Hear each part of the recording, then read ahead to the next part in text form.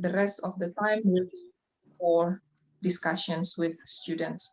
So, Doctor, the time is yours now, and you may proceed the lecture today.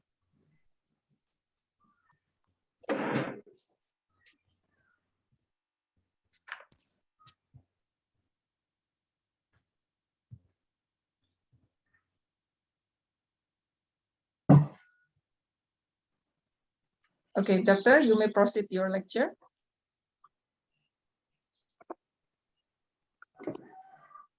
Bismillah, alhamdulillah, salatu wassalamu alaikum warahmatullah. Thank you, Dr. Yani, and welcome students, all the PhD and master students and our colleagues. I was sharing some experience last few days. Today, the topic is a little bit different. It's especially highly focused on PhD students and the master's students who are engaged in the tertiary education, especially the research students.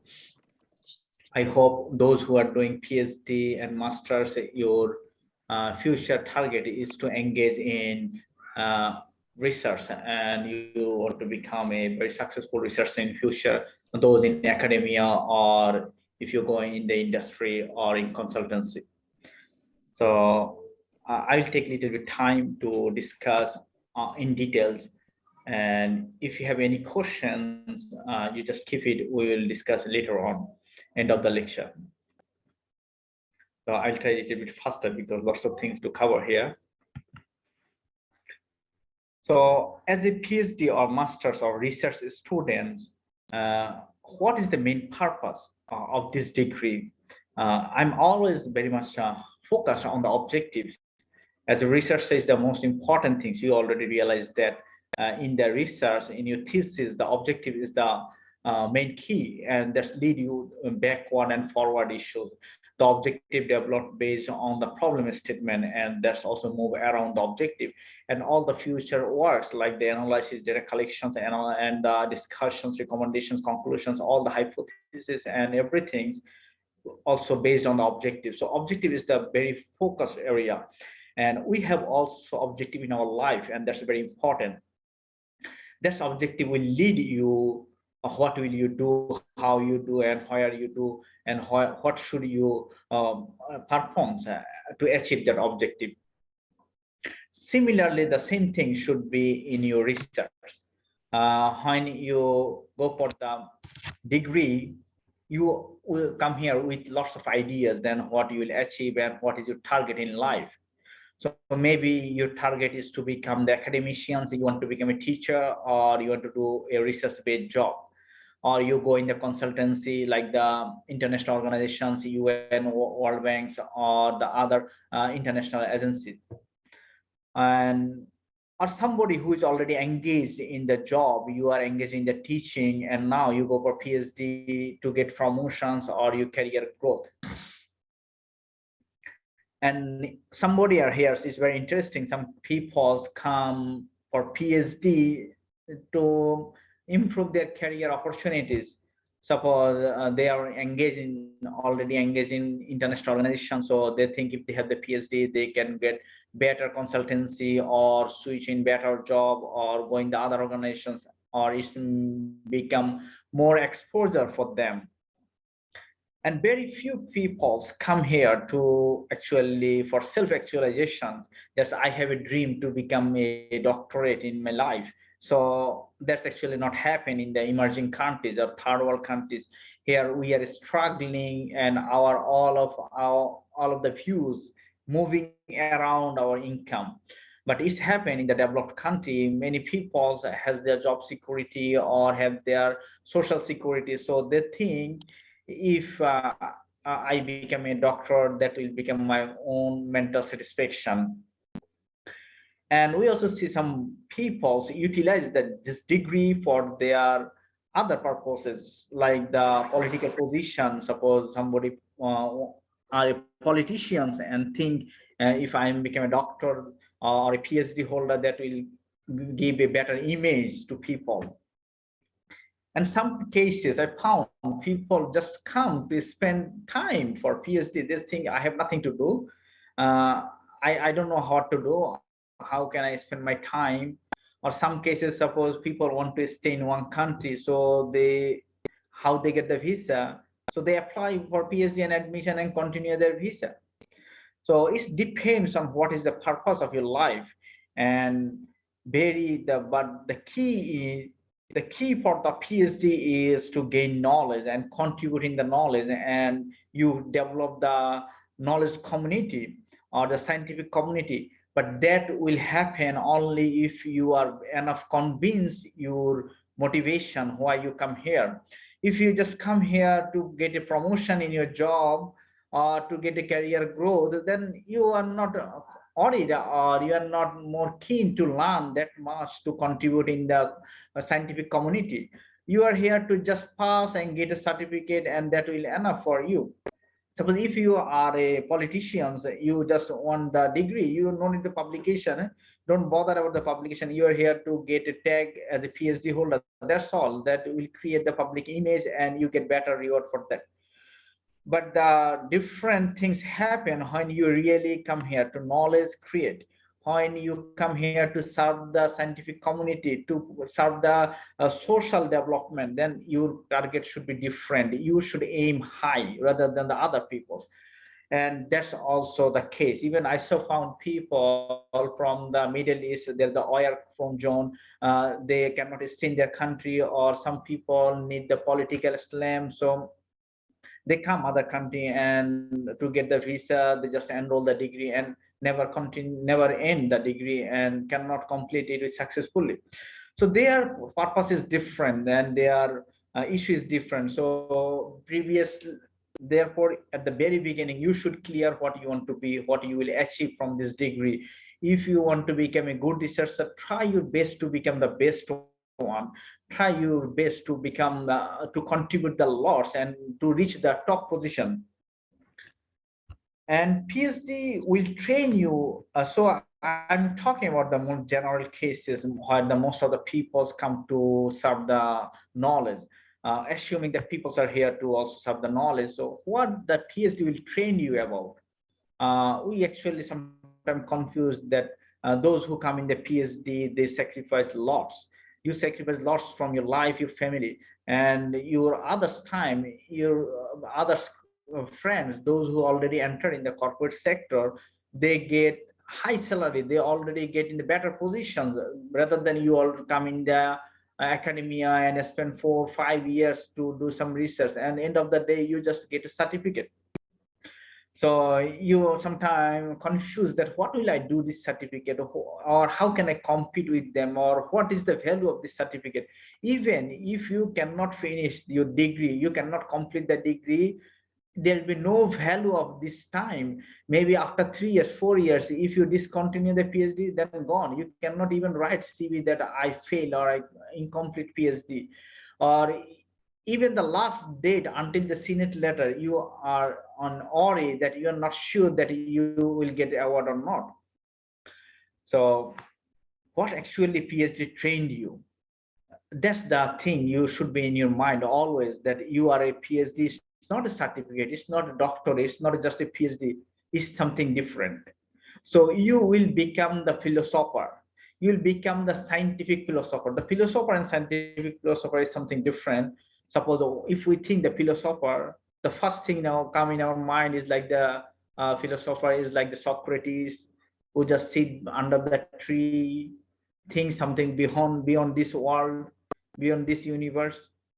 But in case of us, the academicians, those who are doing the PhD, we think the scientific philosopher, we develop some philosophy within the scientific approach.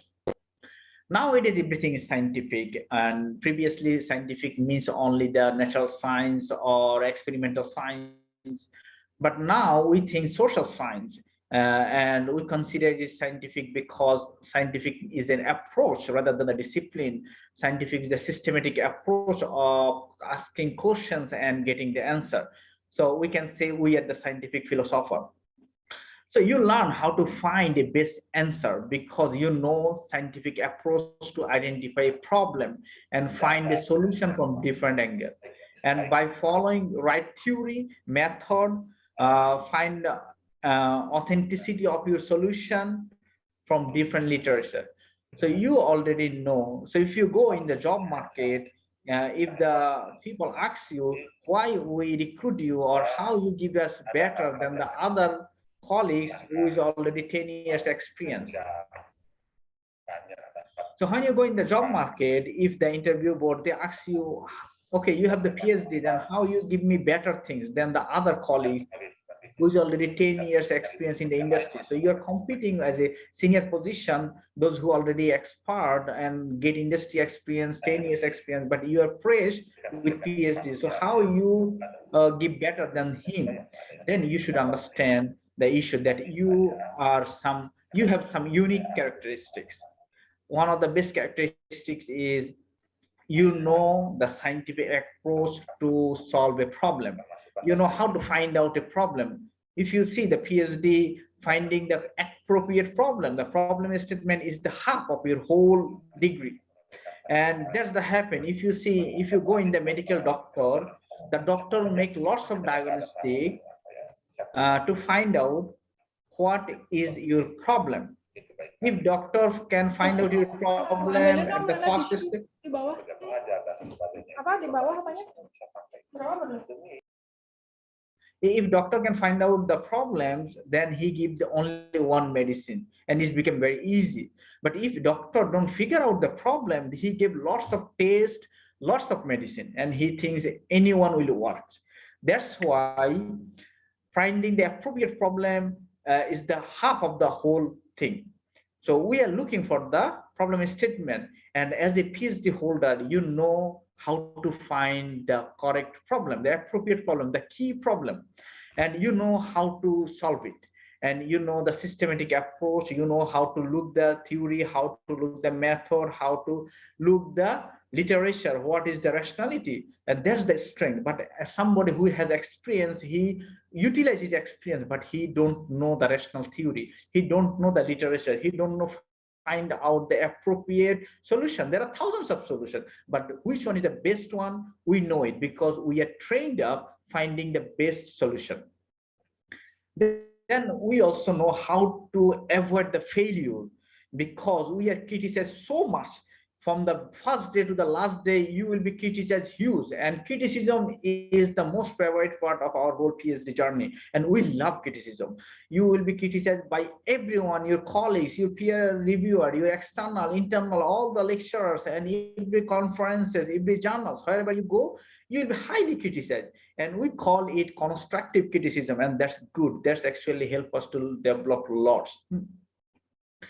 Then how to be comfortable with risks and uncertainty? We know that because we know our whole degree is uncertain. We are uncertain with the fund, with the expected results. So we are not sure that where are we going after 4 and 5 years. And the whole 5 years journey is full of uncertainty, and that's why we know any works how to deal with the risks, how to deal with the uncertainty, and how to be innovative and creative, because we know the transformations of information. Rather than just using the information, we utilize the information and create a knowledge. That's the PhD will do.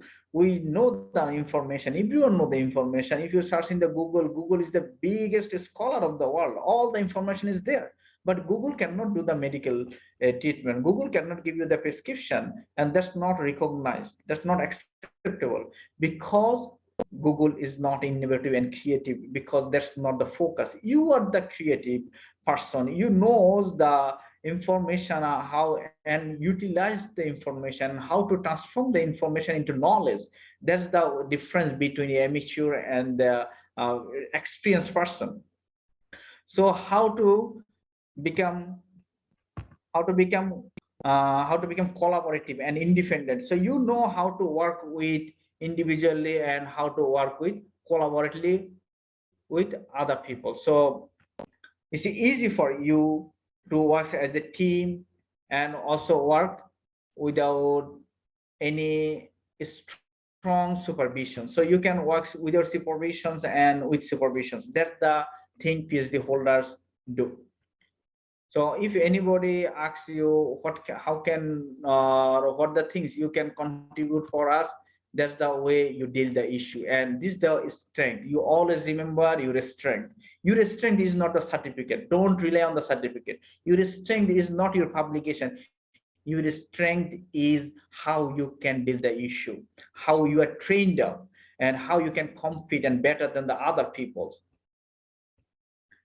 Okay, so how to plan for the job market? That this is very important. We do everything targeting to have a good future, targeting to engage in a good job, targeting to get a better placement. So at the very beginning of the PhD journey, I encourage, and for the first day, you should be focused on the future, on the job market, what the job market is looking for. So prepare yourself and achieve the requirement for the job market for the very beginning of your whole journey. Find out the requirements and quality for academic job, consultancy, corporate job, international organization. So what is your dream job? What is your target? If you target to work in the World Bank, look their circular. What is the requirement they are looking for? What is the criteria they are looking for? Develop yourself, achieve this criteria, and take the plan from the very beginning of the journey. So in the overall journey, you can achieve it and you can apply that position.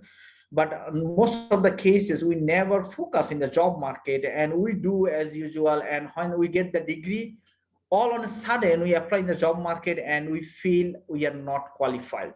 And that's a big mess, because after spending 5 years with lots of effort, then we don't find where we are now. So focus on gaining some useful and related knowledge and skills that will help you to get priority than the other job applicant. In the job market, you don't consider your certificate is the thing, but most of the PhD student think I will get the certificate and that's all. Actually, this certificate is nothing. This certificate is just a means to call you in the interview board. If you have the PhD, you will be called in the interview. But in the interview board, you will face all of the candidate. Everyone has PhD. Everyone is PhD, everyone has a certificate. So certificate will not give you extra value there. If you are in the Viva board, 10 competitor, everyone is a doctorate. So you need to prove yourself beyond the certificate. So gain something extra, useful, related knowledge and skills that will help you in the job market. Even if it is in the academia, if you want to apply in the academic job, earn something that is help beyond the certificate. Even if you're looking for the consultancy, looking for the international organizations, go something beyond the certificate. And also learn the basic MS Office software, so Word, Excel, PowerPoint, and communication tools. Communication tools is very important to share your communications with other people. So ensure a good number of publications ready just before your Viva for applying the job market. You know, nowadays for the recruitment, people look lots of publication. Your PhD requirement may be 1 or 2 articles, but in the job market, if you apply, they look 10 scopers. In Malaysia nowadays, if you apply for a lecturer position, you must have a 10 scopers. This is very just common understanding. Okay, then how can you get 10 article in your PhD time? Because most of your data analysis and findings come end of the PhD, the last year. And at that time, you're very busy to pack up everything and submit. How can you make 10 articles in the PhD journey? That's a big issue. You need to think from the very beginning. You need to be strategized. You finish your PhD with 2 articles, then you apply in universities, nobody call you. That's a big problem. So at that time, you need to wait another 2 years to publish and to fulfill the criteria, and then enter in the journey, enter in the job. Otherwise, you will enter in the low grade job, low grade university, low grade salarized position. So take action from the very beginning of your PhD. Don't just focus on your thesis. Thesis is just only one thing, the whole PhD journey. There are lots of other things, because the reality is different than just beyond the thesis.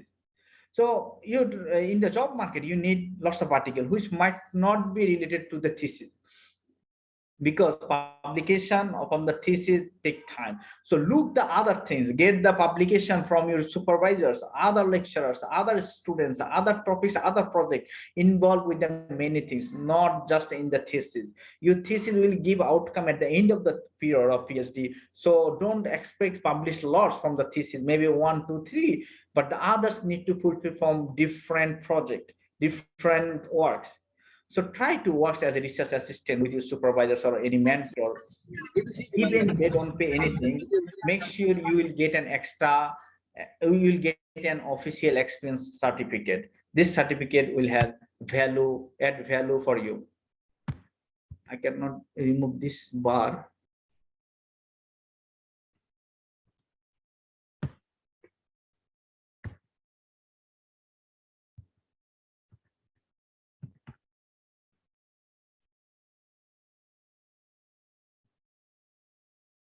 So you know how to make a visionary plan. So very beginning, now make a visionary plan. You know your target, you know how you need, what you need to do, what you need to achieve at this time. And now make a plan. In the planning, there are few issues. You need to focus on your mission and set up your priority of life. Everyone's priority is not the same. Everyone's background is not the same. Everyone's situation is not the same. Your family structure, your financial planning, your supporting, your community, your background, your platform is different. Everyone's journey is different. So you know what is your most strength and what is your weakness. So utilize that properly to get better, to develop your own, yourself and reach your destination. So make the good planning. Good planning is very important, and that planning will help you to reach at the maximum level.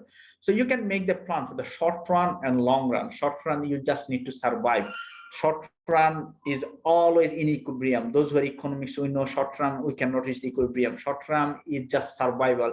Focus the long run. If you survive the short run, focus the long run and go and gain something better in future in the long run. Target very, aim very high, so you will reach in the long run. But short run just work to survive.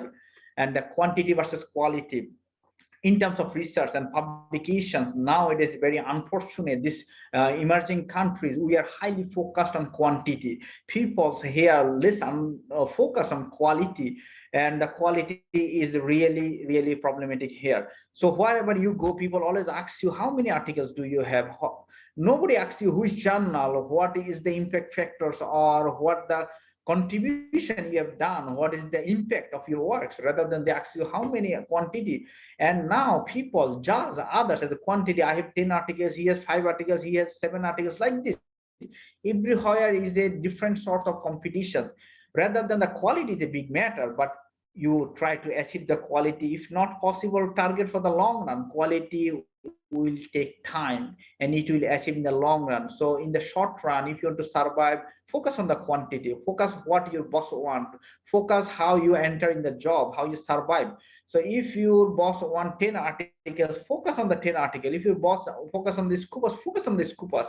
So then you can just enter and survive. Then later on, over the time, you can earn the quality and you do something good in the long run. And publications and knowledge creation is something different than self-development. If you focus to develop some skill, gain some knowledge, and be specialized in some area, that is different thing than your publication. Publication actually nowadays doesn't mean you are a really good expert in this field. And it is very unfortunate because we segregated both things, and people has lots of article but has nothing in their brain, and people, lots of people has the very strong knowledge, good knowledge, but no articles.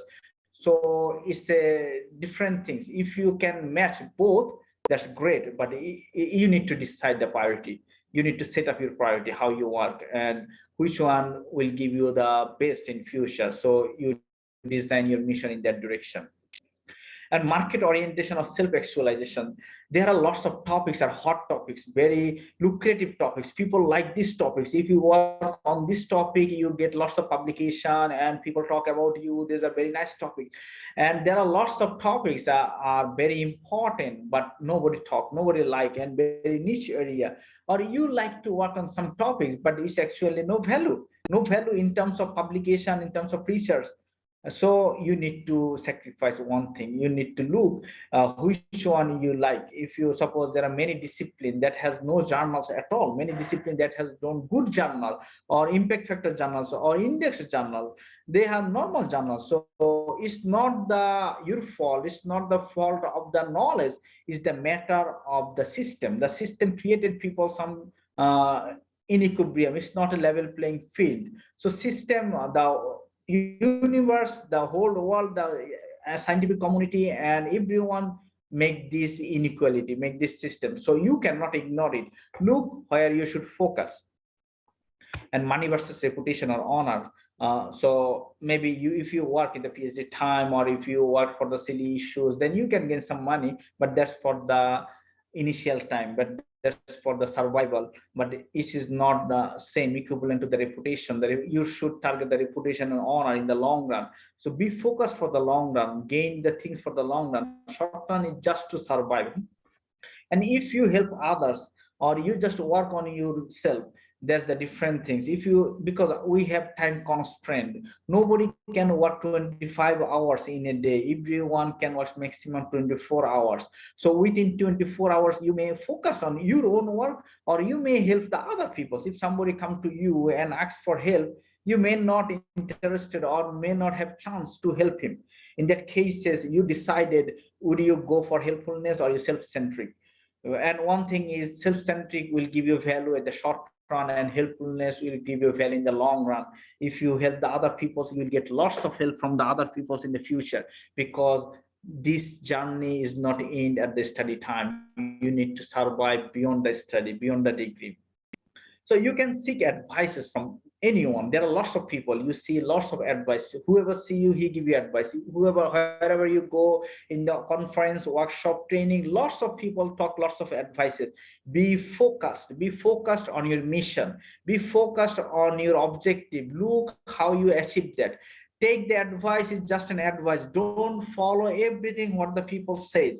Be focused on your area. Okay, and never compare yourself with the other people, because everyone's journey is different. He has 10 articles, fine, but he has no family, and his family relationship is mess. He has problems in everywhere, or his background, he has financial support, he's in a good place. You are not in that condition. So everyone's case is different. There is nothing to compare. Everyone's journey is different, and also there's nothing to jealous. In the platform, in the bus station, when you go, some bus come early, some bus come late. So you don't jealous that, oh, this guy go early, because his destination is different, his journey is different. So all of our journey is different. Our mission, vision, our target, our life is different. So be focused on yourself, rather compare. Try to be your best, to become your best version. What you was before, now are you improve yourself to become more, to become better today. So compare yourself with your previous version rather than compare other people. And then that's the way you will set up your vision. Okay. And PhD times, you need patience.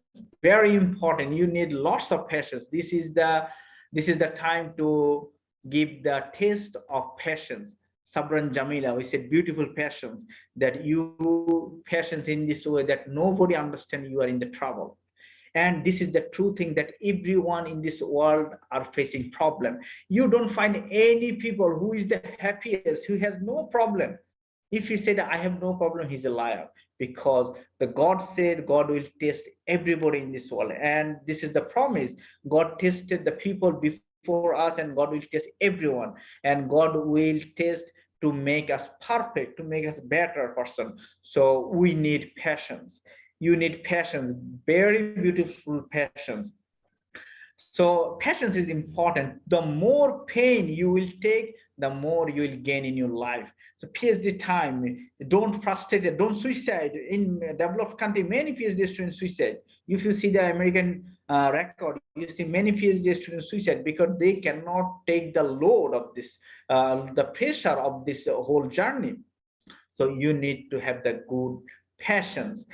And one thing, remember, there is no shortcut for success. If there is a shortcut for success, that is the wrong way. If the mostly wrong way, illegal way, unprofessional way. If you want to become the rich and you do smuggling, you go in the wrong path, you become rich very quick.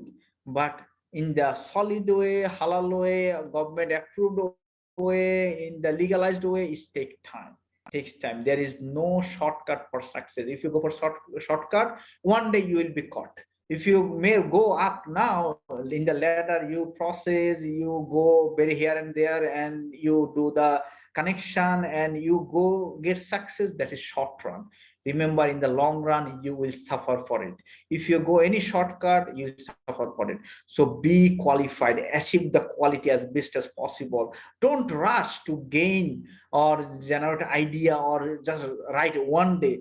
It's not possible. My students come to me, give me all that, but give all the advices in one day and I will capture it. You cannot capture it. It takes time. Your brain has limitation. If you go in the medical doctor give a prescription and Medicare, but you take the Medicare next 1 week, 1 month. You cannot eat all the medicine and at a time and become the healthy person in one day. Cannot. You have limitation. There is no shortcut. Don't think I will do everything just within one night, overnight, or 1 week. Be patient. Keep patience. Don't rush for anything, and understand the things, because when this degree is designed for 3 to 5 years, meaning it actually needs 3 to 5 years.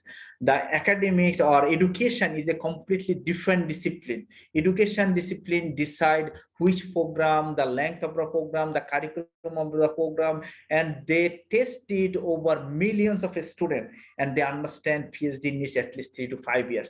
If you rush, you will do actually making wrong anywhere. So when they set up the curriculum in this way, meaning you need that sort of time.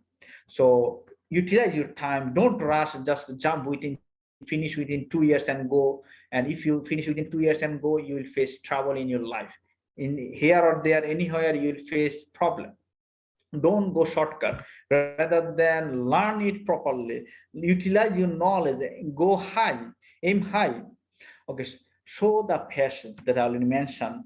It will help you to achieve the emotional maturity, which is also a criteria of awarding the degree. In the Viva board, in the PhD final Viva, the external, internal, the committee, the chairman will check your emotional maturity.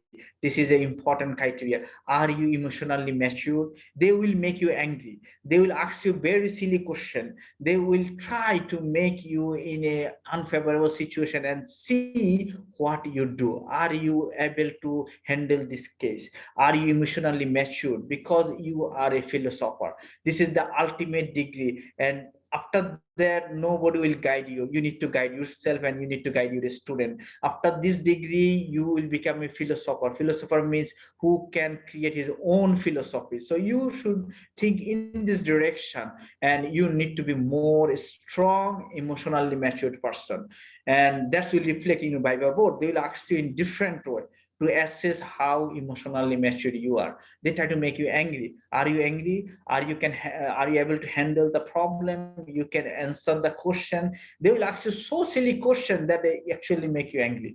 But that's the way it will test you. Are you emotionally mature or not? Because the criticism is the best friend for the academia. We live with criticism everywhere. If you submit article, lots of criticism, and that's the way we develop. If you love criticism, you will develop more.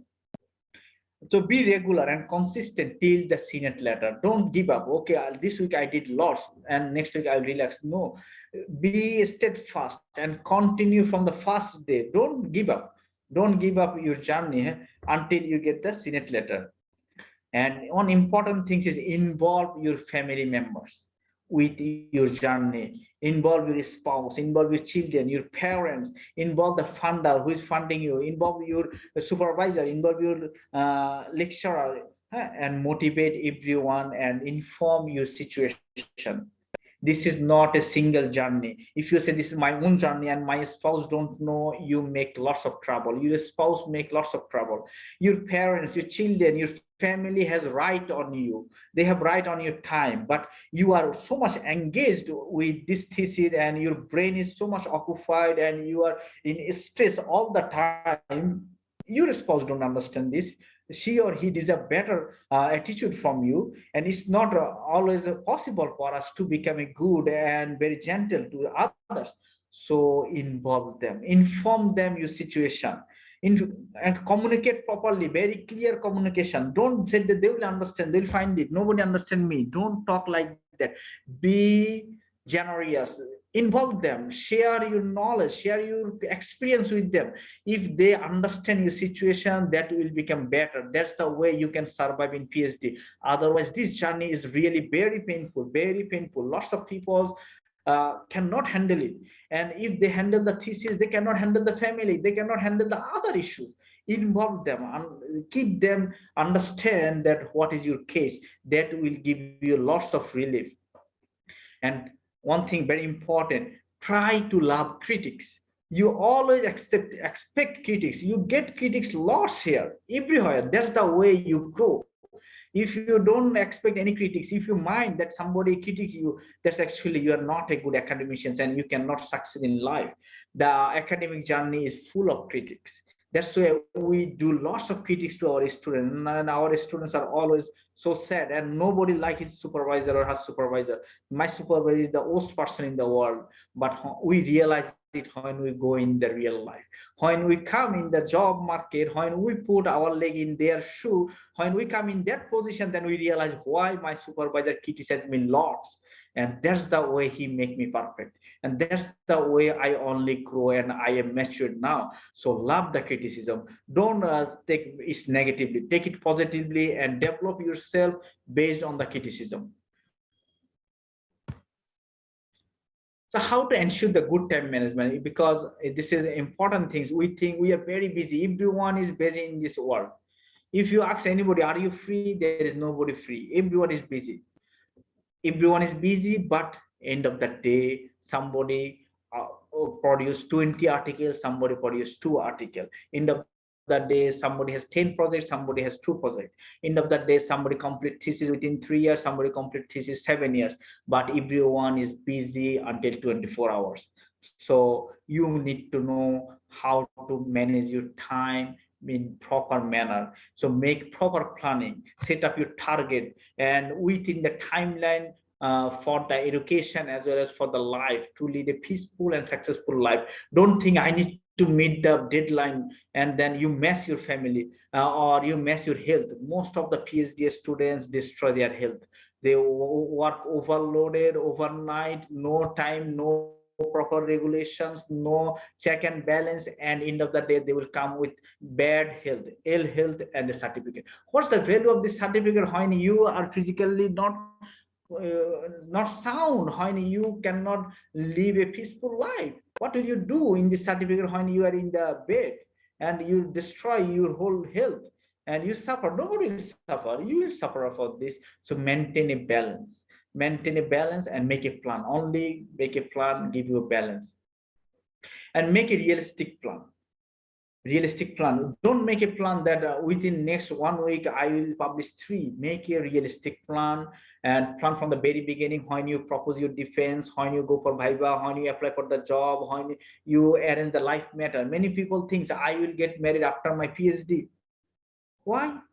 This is not something different. Two are not the mutually exclusive event. They can go parallel.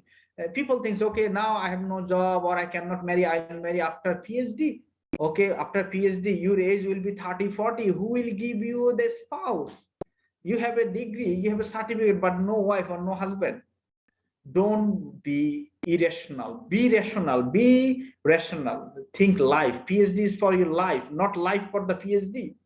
We take the PhD to become a enjoyable, beautiful, better life. But if you destroy your life, your health, then get a certificate, it's meaningless.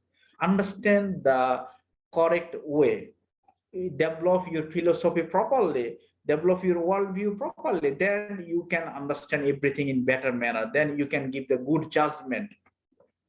Then continuously monitor the achievements. When you give the plan, when you prepare the planning, monitor it, monitor the achievement, and consistently review it and adjust it and make the plan that how much you achieve or what you should do. Always keep a note, always keep a notebook and planning.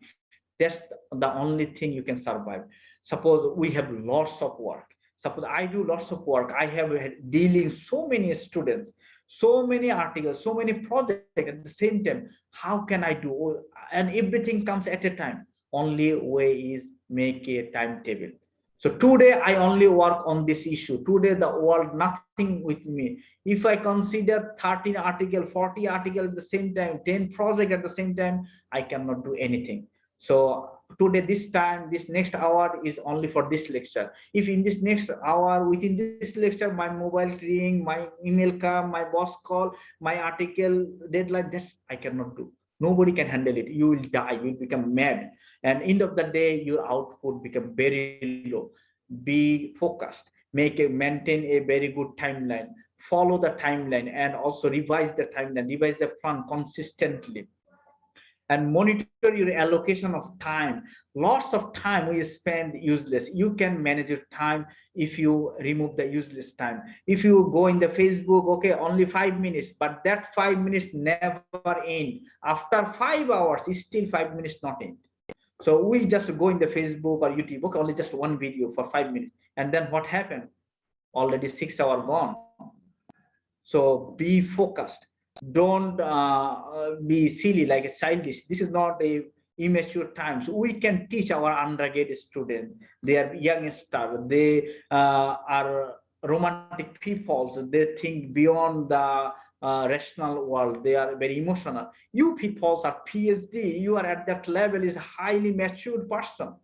You should know your time allocation. Don't go to watch a drama serial for last hours after hours. Spend time. It's useless. That's not add any value. Okay, the repetition is important because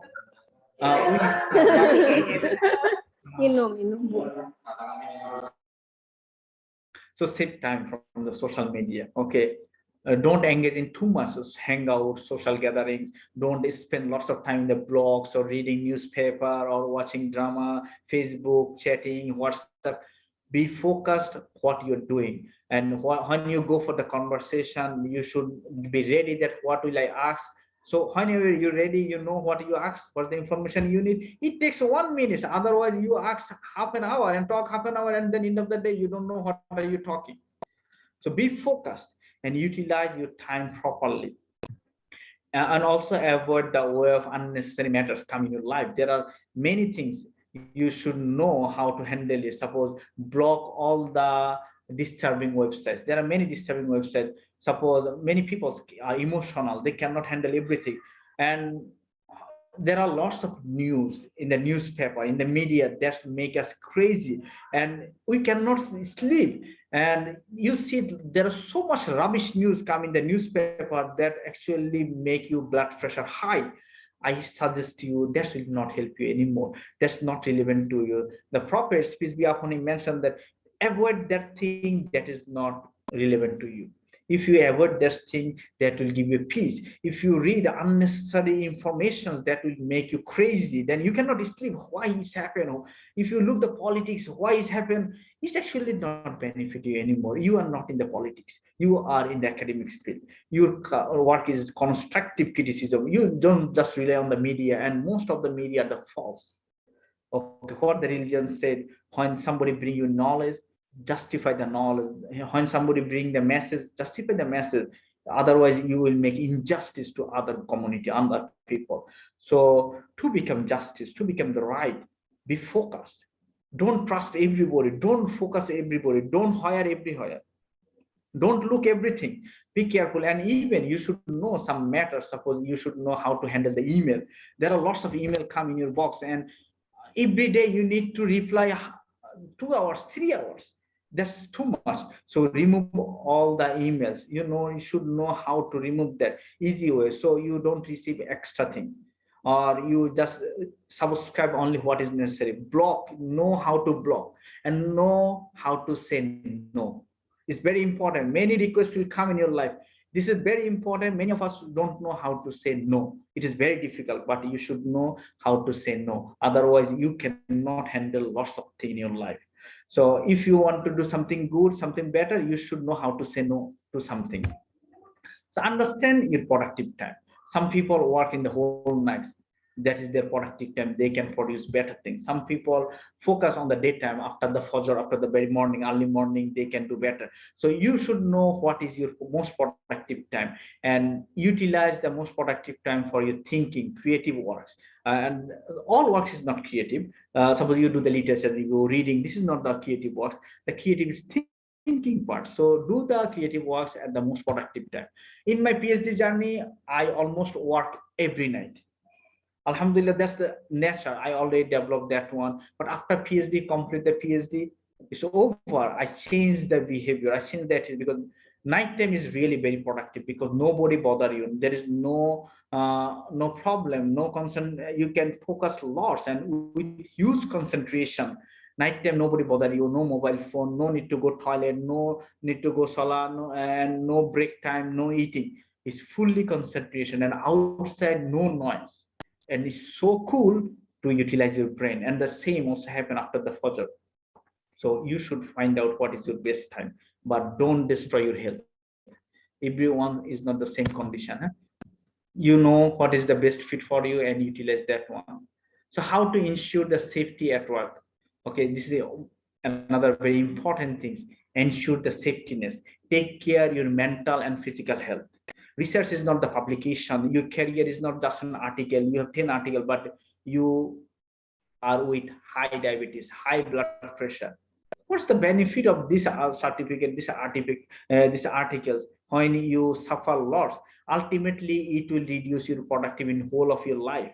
PhD is not the end of the life; it's the beginning. It's the beginning of an academician, the beginning of a researcher. Those who are PhD, their career start after PhD. So this is just a beginning. You need to spend whole of your life.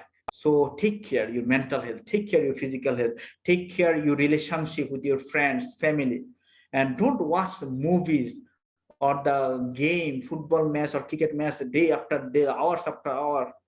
If you need motivation, you need relax, you should need it. Sometime 5 minutes relaxation will give you a huge motivation, huge strength. Know how to get it. Suppose take something that relieve your pain, that give you more easy to relax. Okay, don't watch something very crazy that make you more blood pressure high. Don't do that.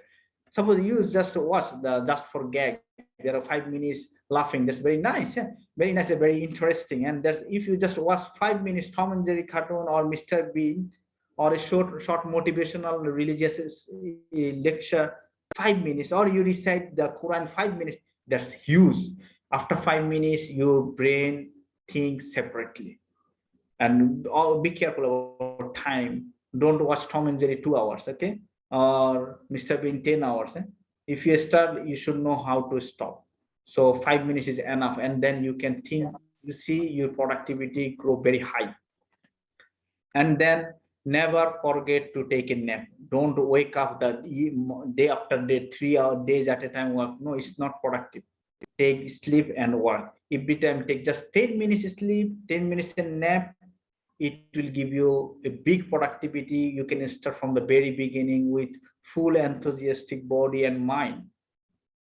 And maintain sound sleep, healthy food on time, and on timely take the food on time, and healthy food. Don't take lots of junk food. You just need to wake up all night, you take lots of coffee, you will become addicted. Don't do that, huh? Be normal, be normal. Okay, don't take extra burden or go beyond your capacity. So don't go for excessive competition. I need to do it, I need to do it. Don't do it, you will destroy yourself. You know your capacity, you know your capacity, you know your position, you know your under circumstance, your background, your family, other issues. So utilize that properly and don't take excessive burden. Make life easy, make life easy. And the way you can make your life easy, follow that path. Okay, and make different types of precautions, like save all of your works under different version. My PhD student, I always say them, don't save on the same file again and again and again. No, whenever you do something, save version 1. and next day you work same version 2, same version 3. You may have hundreds of articles file, no problem. Save it in different file. Every time write new, save as a new file. Don't give save, keep save as.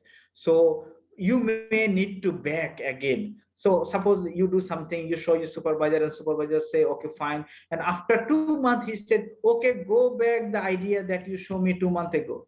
And you said, okay, I already replaced everything. I already always save, and change everything. So he said, no, go back that one. What do you do? So always keep save as, don't save. Keep lots of version of your thesis file, and keep the file in different place, not just keep everything in your laptop. Keep everything in many places. Keep it in your laptop, keep your pen drive, keep one file in your office, one file in your home, keep it also in your website, in the email. Every day what I did, after finish my work, I put the file attached in the Gmail. So you need to attach it.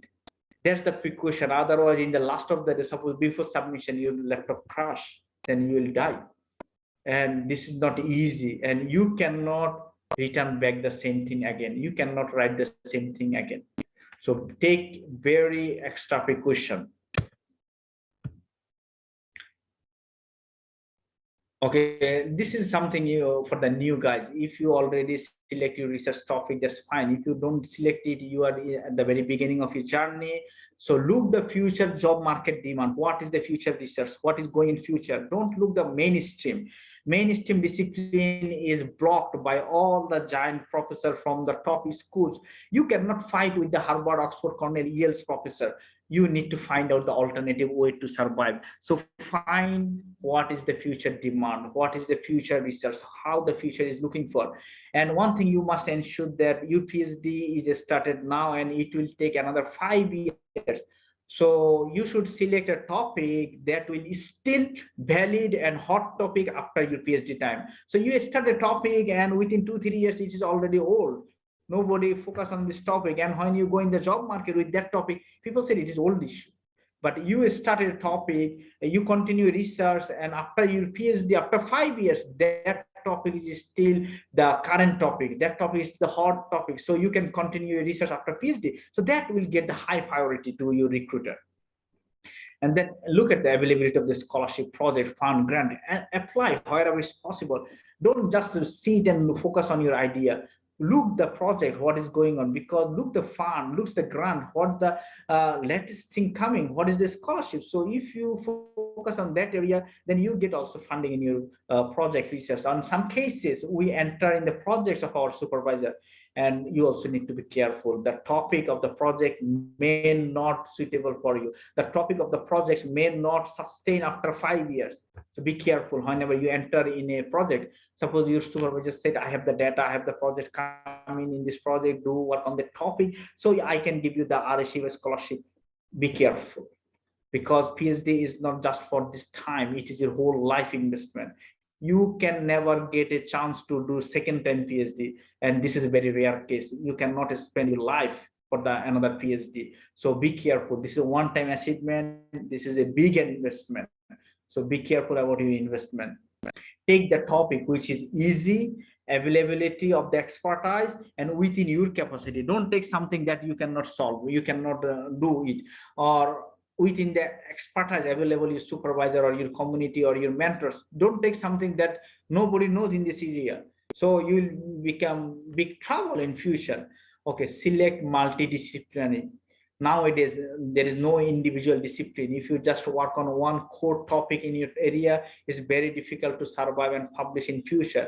Nowadays, people work in different discipline at a time, and most of the journals look the multidisciplinary matter. So try your focus in your topic and multidisciplinary perspective.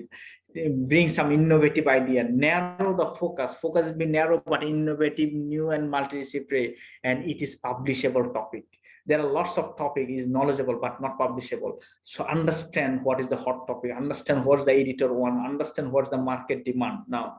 So relate the applied side rather than focusing on the mainstream core topic. So if you are working on the mainstream core topic, that's very difficult because mainstream is blocked by the top giant professor. You need to go the applied side, multidisciplinary. Okay, look the different things so you can create new thing, create innovative way. that relate your first study. So you have some experience in before, or you have the interested area, you are very keen to know about this topic, so you can work on that topic. And also select few alternative topics. So before you start, select alternative topics, and then you exercise on it, get some idea, so you find the most suitable one. And you, if you show your supervisor, he may agree, he or she may agree or not with any particular topic, so you need to find out few alternatives. And always keep the future value of this topic, future value, because you need to sell it. This is your product. You remember, this is your product, you need to sell it in whole life. So be careful about the value of the topic. Don't do whatever you like, just a topic, and it will lose its value after 3 years. Then how you sell this product in whole of your life? Wherever you go, people ask, what about your thesis, what is the topic, what is your research background? Most cases, when we spend 3, 4, 5 years on one topic, that is our career, and you get the job on that area. So be careful about this issue. So look at the future directions of the research. The Elsevier is the giant publisher, and Elsevier is the monopoly. Nowadays, the publisher is also a monopoly business. The top publishers, those who buy all the other small publishing, small journals. So, and they are very big. Elsevier is one of the monopolists almost, and they created Scopus, and they link Scopus with QS ranking. Now university are focusing, academia are focusing for QS ranking, and forces people to publish in Scopus ranking journal. But remember, these are all mechanized, these are all businessman policies, they are syndicate.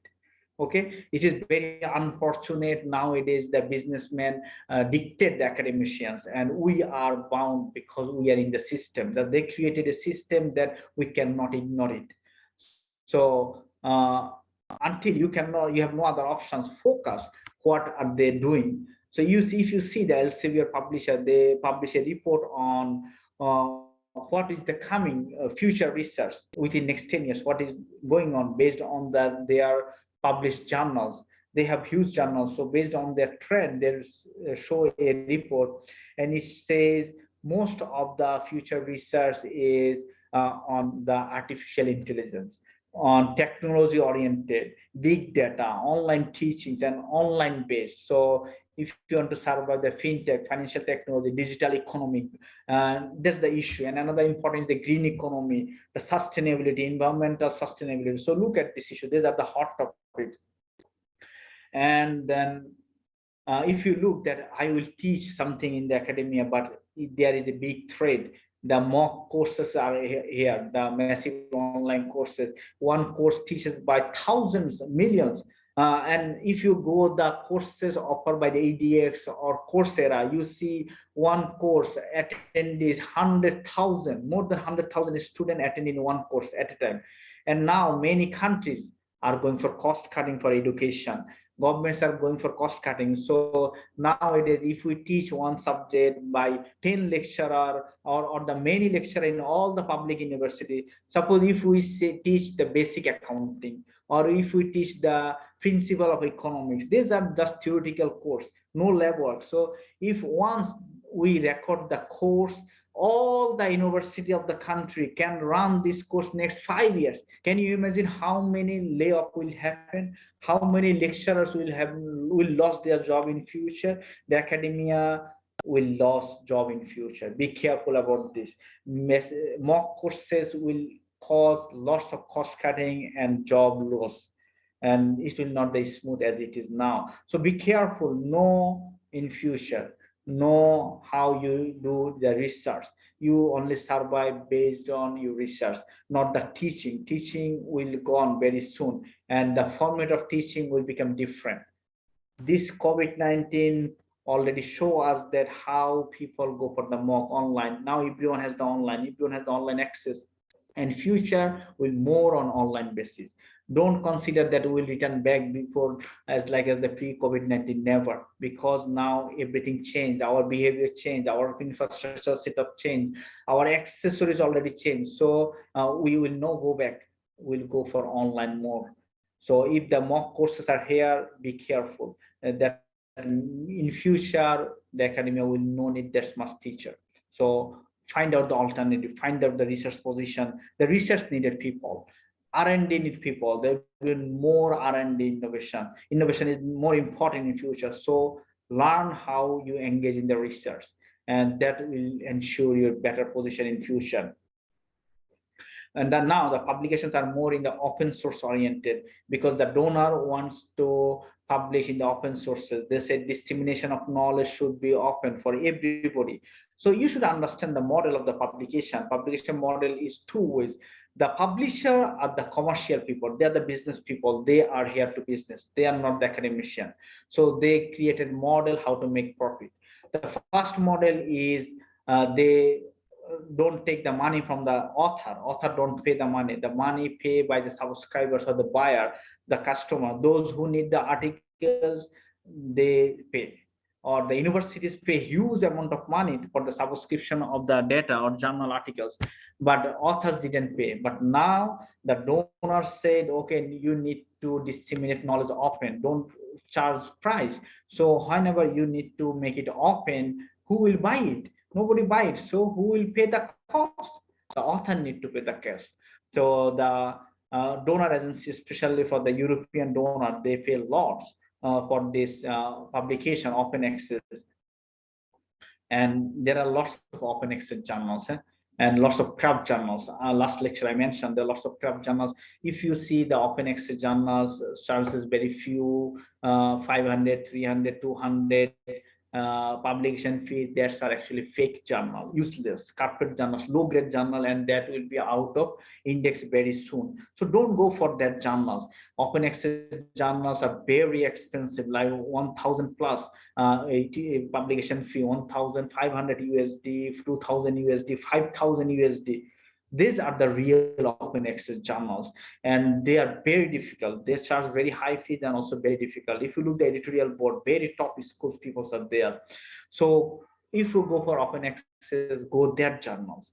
Otherwise, go in the subscription based good journals. Look at the publishers, look at the editorial board. Don't go any stupid journals, and that will ruin your career. So the donors and funders are mostly from the private sector. Industry are now investing lots for the innovation, for the research, rather than the government sector. And the China is in the leading role of the research. And China is fighting for the ranking. Now every university is fighting for the ranking, and it's a crazy thing. It's a commercialized matter. It's a publication ranking. It's a syndicate, very simple. And then are now forces the academicians to enter there, and we are bound because we are in the system.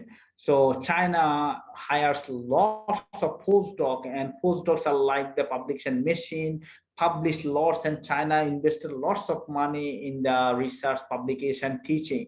So they feel lots, they pay lots of fees, tuition fees, education fees, and publication fees, English editing fees.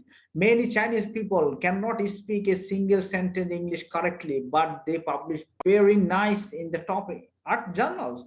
They put huge investment, huge money for English checking, translation. And they also go beyond that. Every top journals, if you go the journal editorial board, you will find the Chinese national peoples are there, Chinese citizens are there, or the ex-Chinese expatriates are there, those who are people, Chinese people working in the other top university outside of the country. Government engage them in the editorial board. It's not the fair treatment anymore, it's a mechanized. So academia, so much we fear, we thought is fair. We are the peoples who create value. We talk about the value, but now businessmen are here. They create lots of problems. So don't think everything is fair. There are lots of journals as problem, though Chinese peoples engage all of the journals, and it is a mechanized. It's not the fair process. And nowadays we receive lots of articles to review, and most of them are written by Chinese people or Chinese universities affiliation. So they are engaging and investing lots in investment for education, publication, research. So if you want to survive in future, look at this direction, go for the technology based work, go for the link YouTube research with funding from Chinese or funding from Euro industry, or link the future issues. go for the open access or research funding from the industry, link industry collaboration or internationalization. So how to select your main supervisors and co-supervisors? I think you already have the supervisors, because whenever you enter in the degree, you already have the supervisors. But you can, if you can, it's not possible to change the supervisors. So the best option is you can include another co-supervisors. If you think you have lackings or you have a better understanding for including other people, then include them. And it's also something problematic that many of our colleagues don't allow to include more supervisory people in the committee. But for your survival, you should think in this direction.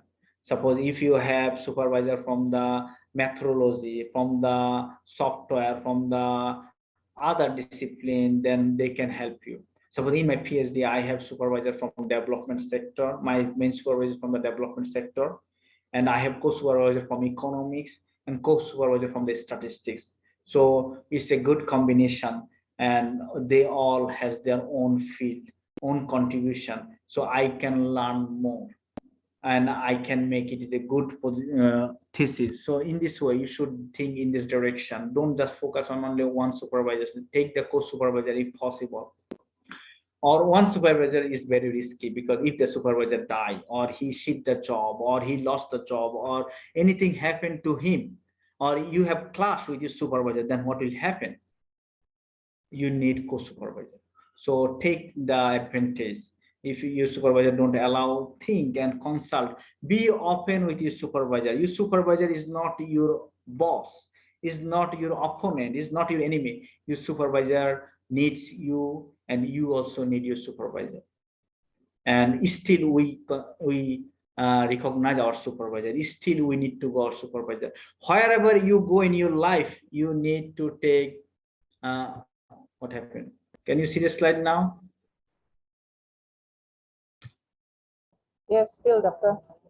Now it's okay. So wherever you go in your life, you need supervisor, because supervisor recommendation is important. Everywhere people ask, who is your supervisor? Everywhere in your life, your supervisor is your umbrella. Never mistreat your supervisor. And you think that PhD is over, then I will never contact with him. No, you cannot, because he is your supervisor and he is your supervisor for the lifetime. Wherever you apply for job, who will give you the recommendation? Who will give you the letter? Your supervisor. So be nice, be gentle, and be collaborative with him. If you give him more, he will give you more. Okay, maintain a very good relationship with supervisor. This is the most difficult task that a student face. They don't understand the supervisor.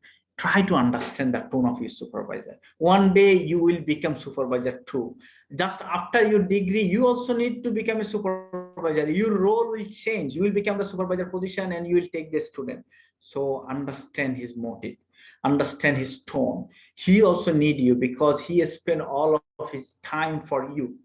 Because he cannot write article, this is not his time, he wrote it before. Now he has time spending for you, for your development. So you need article, he also need the article, but he is spending time for your thesis, and he investing his time for your thesis. So this is not only your own work, this is the brainchild of your supervisor too. He need to think lots more than you thought for your thesis.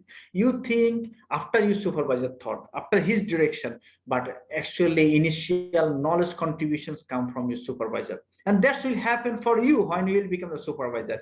You contribute the knowledge most than your student. So think in this direction. Both of you need each other, and you need to make a good contribution, collaboration, so you can sustain long run. It's not just the time and relationship only for this degree. The relationship is lifetime.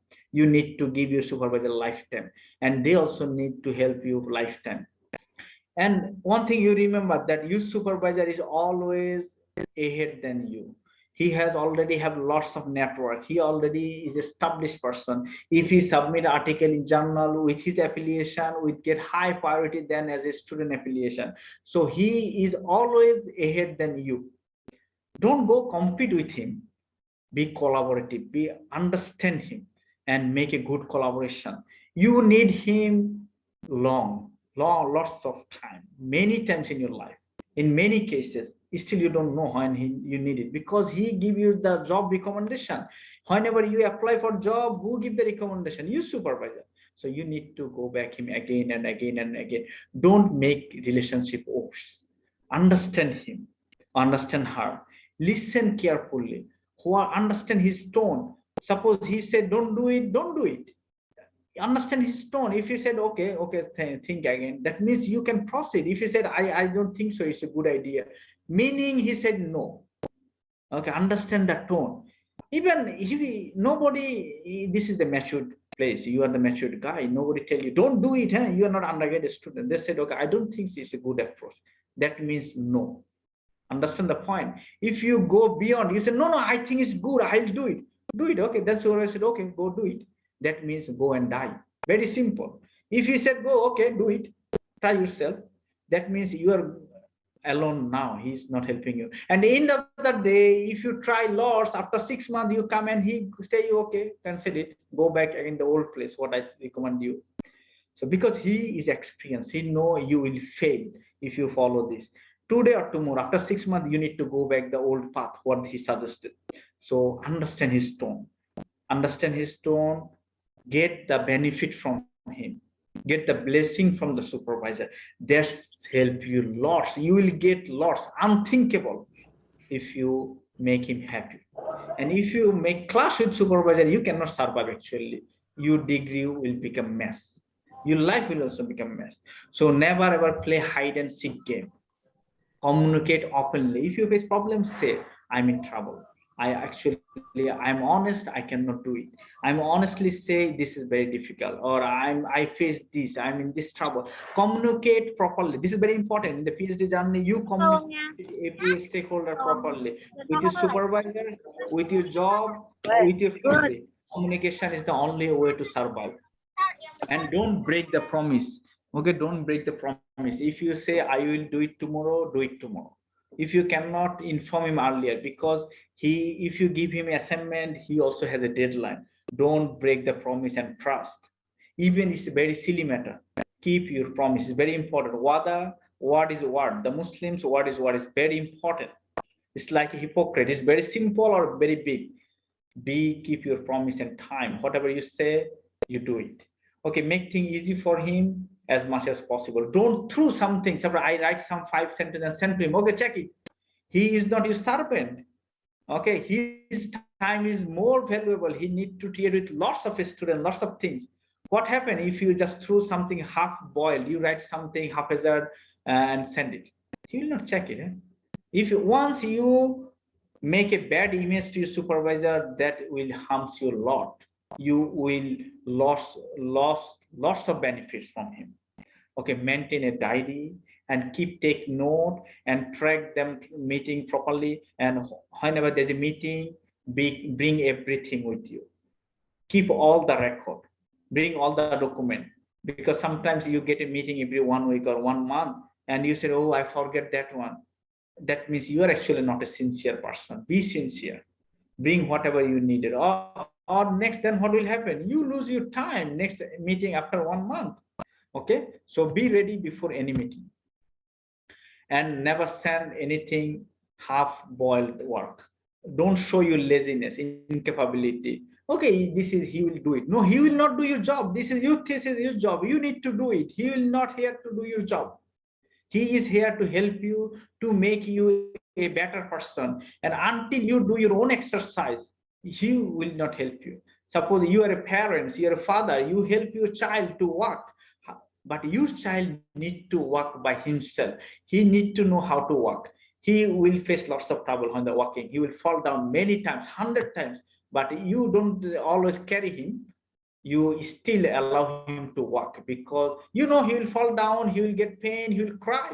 But this is the approach he learned the walking. Otherwise, he will not learn walking in whole life.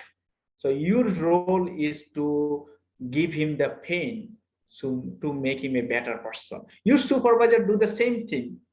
So understand the tone of your supervisor. Write, rearrange it 10 times before sending to your supervisor. I see a student send the rubbish thing. think my supervisor will do it. Oh, this is not his job. He will not do it. If he do it, then he do the wrong thing. If you do it, then you will be dependent the whole life. He ruin your career, because next of your whole life, you don't know how to write. You will dependent on somebody, and must rearrange content several times before send to supervisor.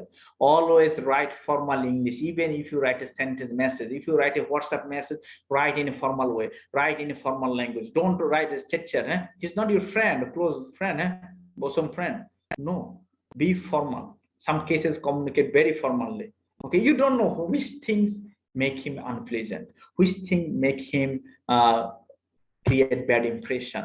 Be formal, be communicate better way. Okay, follow the formatting of the thesis from the very beginning. It is boring to see there are lots of enter, there are lots of tab, you don't know how to format, lots of mistake. Be polite and gentle, arrange it as a professional manner from the very beginning. Arrange your writing professionally. If you help them in extra work, suppose you help them marking grading or supervising undergraduate students or extra RA work, he will give you lots of benefits. It's not monetary benefit. Don't think he give money. No, don't. He here to give you knowledge and link network. Your supervisor has lots of network that he achieved in whole life. If he just introduce you with somebody, that will change your life. If he just send you CV to somebody, you will get the job. That's the thing. You should help him earn his satisfaction, achieve his confidence, and try to explore his network. Okay, learn to help his proposal. So who will teach you how to write the proposal? If you don't write the proposal for your supervisor, if you write the proposal for your research proposal for your supervisor, then supervisor correct it, then you also change it and you submit again, and he will change it and he will give the comments. In the process, you will learn it.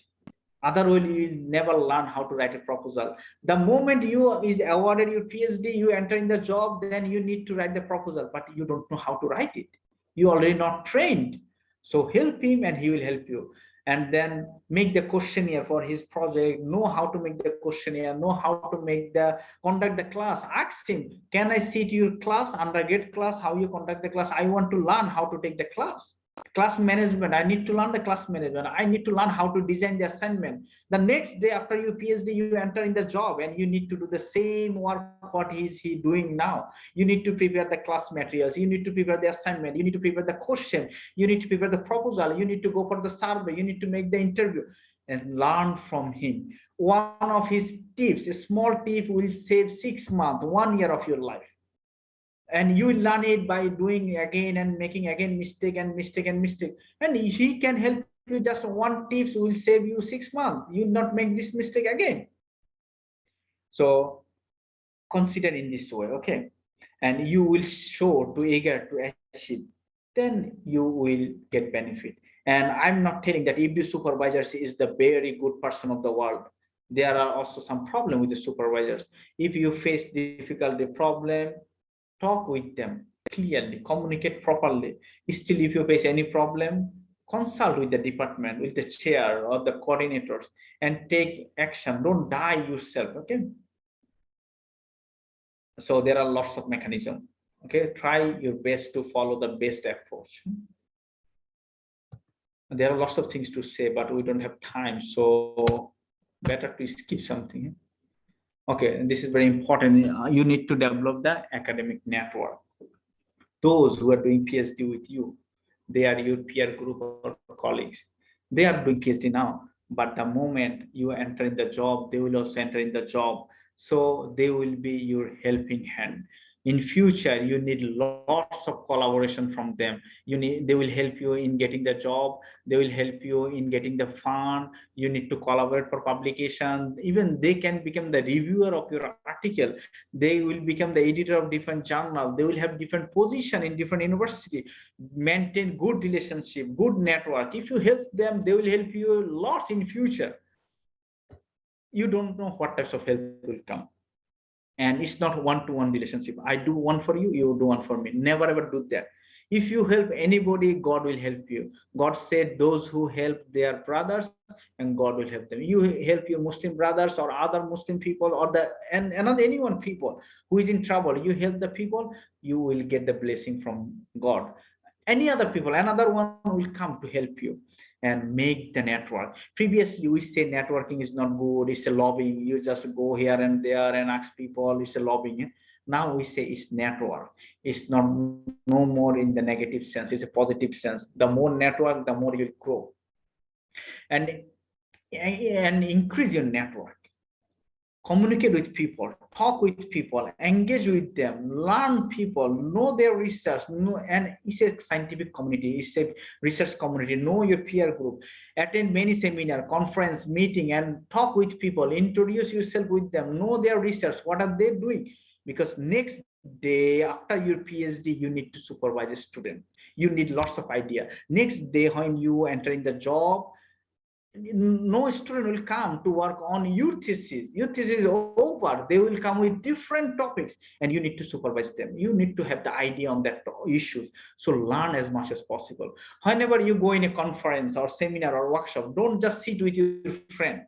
People in these regions are very shy. They go 2-3 people in the same conference, go together, sit together, and eat together, stay together, and come back again together. What is your networking? Why you go conference? You need to meet many people. You need to introduce with many people, increase your networking. Every time meet with different people, increase your connection. That's the way you grow. Okay, don't just sit with your friend forever. So I have 3 friends forever, I don't need any more friend in my life. Don't do like that. And you need to talk so many, talk with the people, maintain the record. Whenever you meet any people, maintain the record in Excel file, keep the record, where you meet him, how you meet him, what is his area, what is his expertise. Then that will help you in future lots. You can imagine who help you in how. Suppose you know one person from the UK in a conference, and then next after 7 years, after 10 years, you are going another conference in UK, then you don't know anybody in UK, how you get help? So you write that person. You have the email address, you have the record. You write that person, Mr. X, I know you from that conference we met 7 years ago. That was a very nice time. So I'm coming in UK, but I don't have any idea about UK. Can you tell me something, what I do, where should I go, what the precaution I should take, or even at least what is the weather now, what is the weather condition, or then they will help you lots. This is the way you can grow your communication, your networking, increase it. Write email, engage with them in the social media. Nowadays, engage in the Facebook or LinkedIn, many places, Twitter, and contact with them. Don't contact just only when you need. Contact also when they need. Okay, help them. And also apply. There are many fellowships, summer school, project collaboration. Apply there. Don't just sit on your thesis. Engage how much is possible, and willing to help and build good relationship rather than just on need basis. Okay, help other people. They will help you. Prioritize the value, personality, reputation, rather than just a monetary game. Okay, I'll do it. How much you give me? Or no, don't go. Even your supervisors or other people, help them willingly. They will help you lots in future. Look for the long-term benefit. Always look for long-term benefit rather than the short-term or instant focus. Just survive in the short run and focus in the long run. In the long run, you will become the big giant guys. Who knows where you will go? If you follow this strategy for the long run, you will become in the good top place. Or when you build a good value, people know you, you can go in the better place. Focus on the long run. In some cases, our supervisor is not enough because we need to publish more. So find the people that a good mentor, those who are the scholar in your field, those who can help you. They are not your supervisor, but they can help you. There are many other lecturers in your university or other university. You meet the people in the conference, workshop, then contact with them, communicate with them, ask them to help you, and try to collaborate, try to join with them, with their research, and that's way you can expand your collaboration, your network, and people will help you a lot. And try to earn their trustworthiness. If you give a word, keep your promise. Show the punctuation, show the honesty, confidentiality, show the respect. earn their confidence, then you will get lost. Okay. And if you want to meet any people before meet then office, ask them permission before a message or email and go there.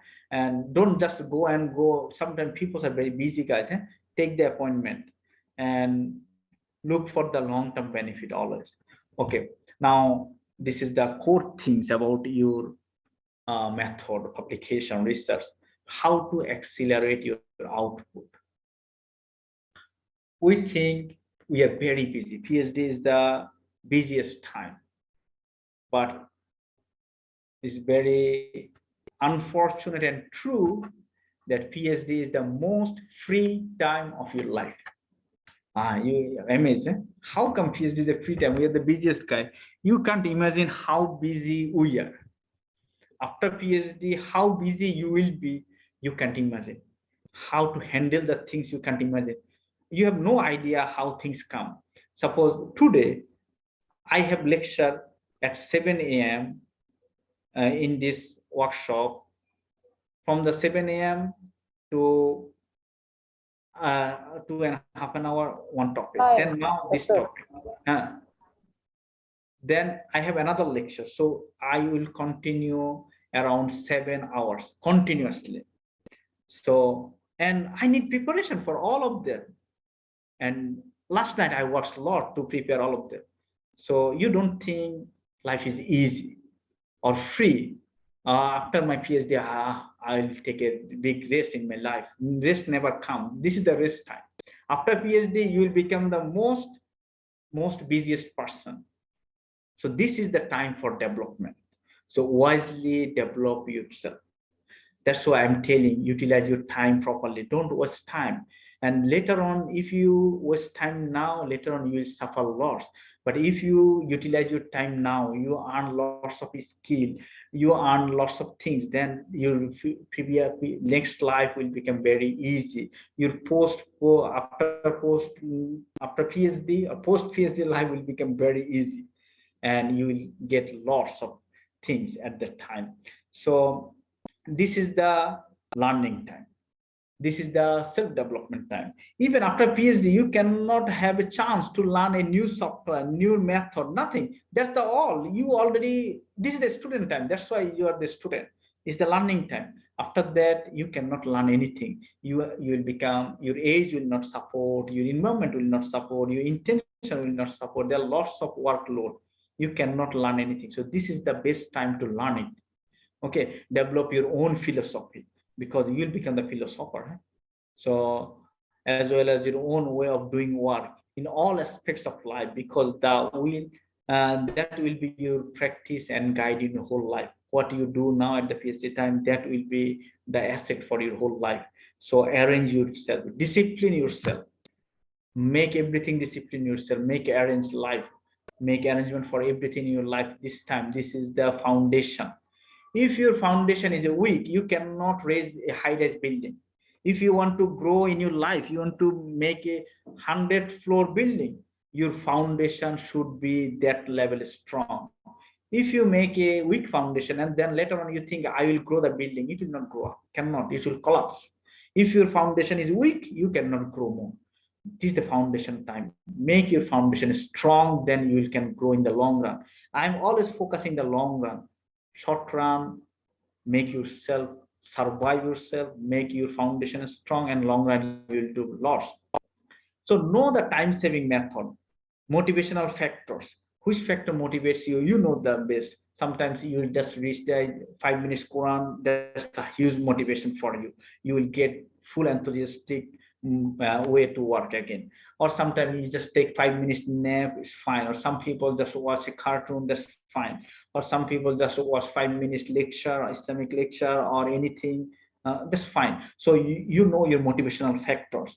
Yeah, and then developing strong helping hands. Also develop strong helping hands. Engage the other people, know the community, know your friend, know your colleagues, know your peer group. You know, he is very good in statistical method. He is very good in literature review. He is very good in questionnaire development. He is very good in software. You should know who is very good in what things. That will help you lots. So how you know? talk with the people, talk your peer groups. Everyone has different sorts of expertise. Try to gain expertise.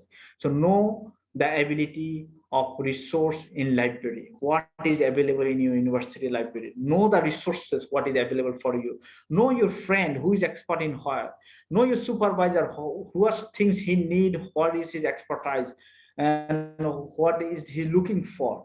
No, even there are lots of online videos, lots of things in YouTube blogs. If you say I need to learn something, there are lots of ways to learn. You don't just stop yourself. There is no way to stop yourself nowadays. You have lots of option to collect it if you really want it. And also collect few books, website, resource, maintain a list of record for the lifetime.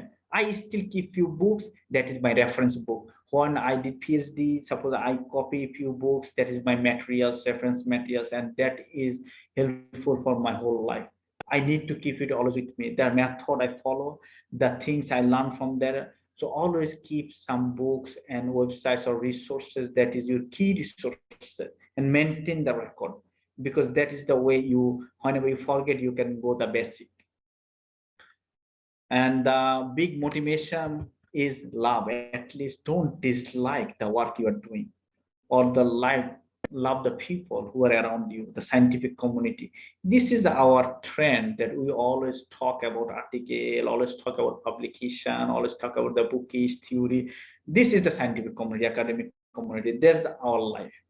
And if you don't think this is very boring, you cannot survive in this environment long run. If you are doing working a topic that you don't like, you feel this is a boring topic, but your supervisor gave it, now you're working on it, you cannot finish this topic, you actually don't get degree on this topic. Anywhere you will be out. Anyone will understand that you don't like this topic, you are not fit in this area. So this is very dangerous. Love the area, love the people where you're working. At least don't dislike them. If you cannot love, at least don't dislike this environment. If you dislike this environment, you cannot survive. Better you shift now where you feel good. I don't say this is good or bad. You don't like academics or research or publication or this thing.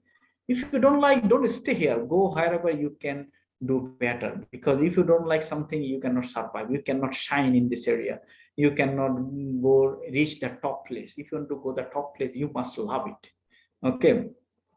And get update about the topic from the top conference or a special issue or top journals, and that will help you understand the hot topics or future topics. So you need to update about what is going on in the knowledge, and you set up yourself in this direction.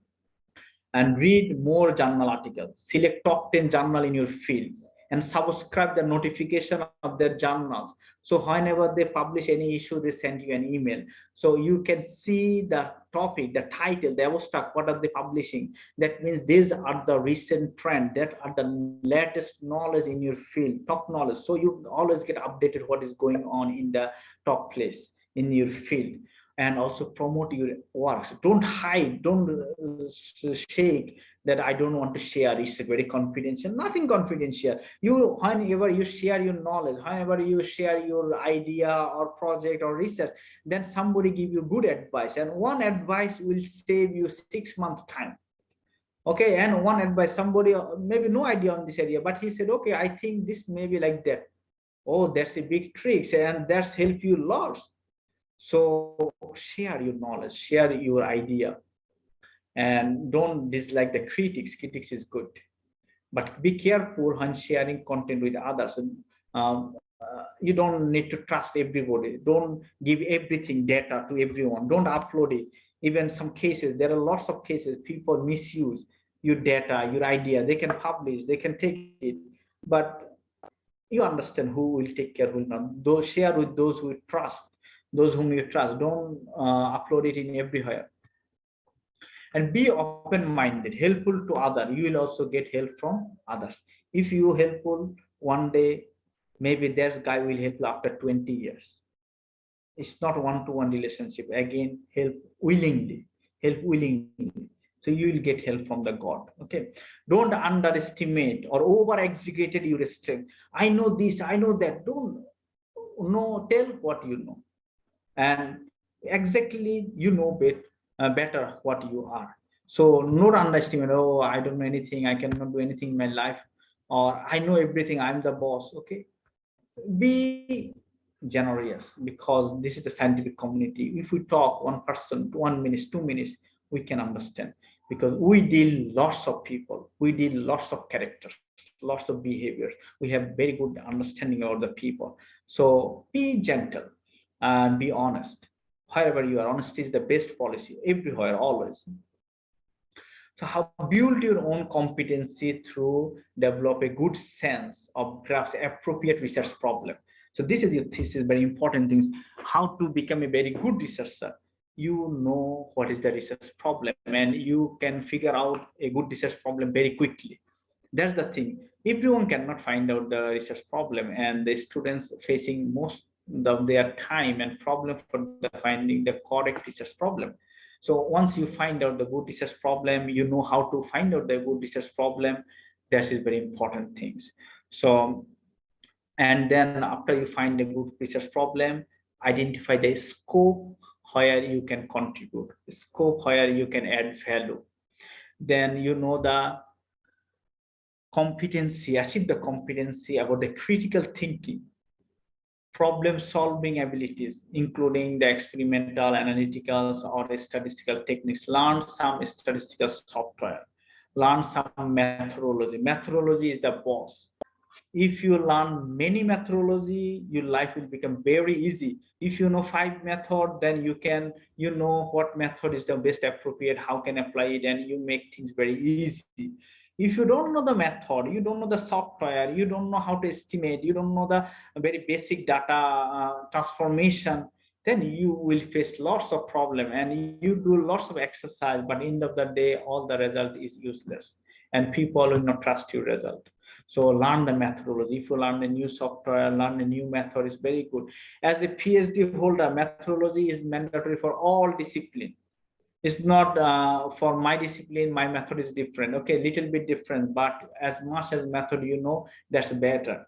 You know the primary data, you know the secondary data, you know different types of methodology. It's not just only the multivariate analysis or very basic T statistics or Z statistics. It's more than that. It's lots of regression, it's time series, it's panel, it's cross-sectional, lots of regression, lots of software. And one software cannot deal all types of methods. You just know the SPSS. SPSS cannot do the time series, cannot do the panel, and that's not appropriate. You know, EViews cannot do all the advanced model for the statistical panel analysis. You do a starter is not enough. You do R, you do lab med, MATLAB. So know as much as possible software. And if the software, you know more software, then you can do many things, because you do one thing in one software. You know AMOS, you know PLS, and you know Starter, you know EViews, you know SPSS, you know many softwares. You can do lots of things. Learn it. This is the learning time. And if you don't learn now, you cannot learn in your life, never ever. And understand the organizations properly, how to organize a sentence, how to organize a paragraph, how to organize a whole point or sub point. Even most of the students don't know what does it mean a paragraph. Just adding 2-3 sentences is not a paragraph. A student write paragraph only one sentence paragraph. A student write paragraph 3-page long paragraph. You should have a good sense what is paragraph means.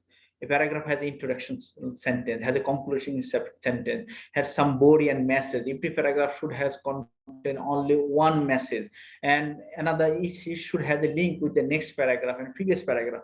Understand the writing style, understand the flow, how to read a good flow, how to make a good language. Language is very important. Writing a good language, after writing you need to revise it within the sentence. Maybe this word before is good, after good. So, or reorganize the sentence, reorganize within the paragraph, reorganize within the content, then show your supervisor. Before just sending, do it by yourself lots of time, 5 times, 10 times, then send. And know all the procedure, scientific procedure, ethical procedure, and practice a standard thing. Know the standard practice. So any other people who follow your methodology, they can do the same thing. So you need to know what is the standard practice, and you need to mention everything properly in your thesis, in your article, and know how to critically evaluate the value of your own work and others' work, and know how to compare it. It's not just get upset if people criticize. Know the constructive criticism. Know how to make a good plans and maintain the recording in order to accomplish deadline and objectives. Okay, and then learn about others' research through discussion, attending colloquium, and here I'm missing here. Develop a good sense of grasp appropriate research program. Yeah, okay. Attending colloquium, proposal defense, and other presentation. Look other people's presentation, other people's colloquium, other people's proposal defense. Attend there and see how they defend, what types of questions come, because you will face it again in your viva or in your life anywhere. You will face the same thing again. So learn from as much as possible as the scope you get, learn from there. Attend workshop, talk, seminar, conference, training, many as possible, as much as possible, because next day you will be the supervisor and need to guide a student on different topics. Okay, and the capacity to present, explain, and defend and communicate properly any argument. Some people are very good in writing, but they don't know how to talk or cannot present it properly, or when they talk in here and there instead of the pinpoint. So know it how to present it appropriate manner. Okay, and there are different peoples, they have different motivation, the stakeholders are different. Scientific community talk in a way, practitioners talk other way, policymakers talk other way, and the mass people, community talk other way. You should disseminate, you should know how to disseminate knowledge to different groups. Whenever you talk your colleagues or the scientific community or the supervisor, that's in one sense. Whenever you talk with your mommy or daddy or your wives or your husband, they will ask you, okay, your friend asks you, oh, what are you doing in your thesis? Okay, you don't say, I'm doing this R square, my R square is this. Okay, they don't bother, they don't know what is R square. Talk in a way they know it. So this you will get only when you have a good essence. You can explain your research in every way, into everybody. Even your child asks you, Daddy, what are you doing in your thesis? So you can explain. You should know how to explain. Okay. Get idea for other academic related activities such as classroom management. So how you learn the classroom management? Go with your supervisor. Sit in his class. Ask him, may I sit with your class? Just one class, two class, three class. Sometimes go and sit behind and see how he deal the issue. Then learns assignment preparation, grant proposal writing, organizing conference and other events, and how to maintain the industry relationship. So if you learn it, that will help you in future. How to learn it? Ask your supervisor to engage you in different things. If you ask him to engage, he will be very happy to engage you. Okay, apply for fellowship, summary school and project, collaboration, consultancy, part-time teaching, provide training, workshop, membership in associations. If you go anywhere, apply. Then, okay, I want to give a guest lecture in your class. If your friend is a lecturer in another university, ask him, I want to become a guest lecturer. That will give you lots of exposure in future. You learn many things. And learn the basic communication method. This is a problem for many of us. We don't know how to communicate, how to write an email in a very formal manner, how to write an application. Learn it. This is the learning time. If you don't know how to write a job application, then when you learn it? After your job, after your degree, you will have no more time. So writing a formal email letter, basic English grammar, this is the time. Learn basic English, formal vocabulary, learn English very well. Read the newspaper, better English newspaper, and read the articles, not just get the message here and there. We do the literature review, just find out the findings. That is not the learning of English. That's not the learning of the language. Learn the language of the articles, how they disseminate and communicate the message, what is the way they write, what is the style of English they use, how many sentences they use in one paragraph, how many paragraph in introduction section, how many paragraph in conclusion section, what things come in the discussion, how they organize the content. Learn the formatting, learn the style, organization. This is very important. Learn the basic grammar, basic English, very common scientific words. Okay, learn some basic softwares and apps. And software, suppose many of us still need to go to install a software, to go to shop or to go to friend, please install me this software.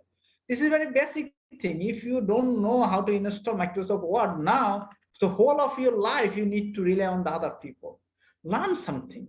And this technology is changing continuously. If you don't learn, you say, okay, I don't want to learn, what I learn is enough, I'm old guy or I'm already mature, then you are already obsolete, you cannot survive. Remember, you need to survive another 30, 40, 60 years until your professorship, until your retirement. So the things are changing continuously. If you stop changing yourself, stop adapting your knowledge, stop adapting your skill, you will obsolete, you will no more useful.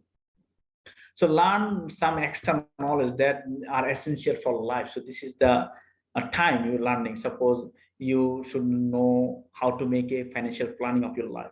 You should know how to earn the passive income. The financial literacy is important. That's important for everybody, not the financial students. Should know how to earn the financial literacy. Set up your business or a startup plan. If you think you'll go for business, set up it now. Think with your study time, and make the retirement plan, what you do, how you do, what is your aim, how you spend your life.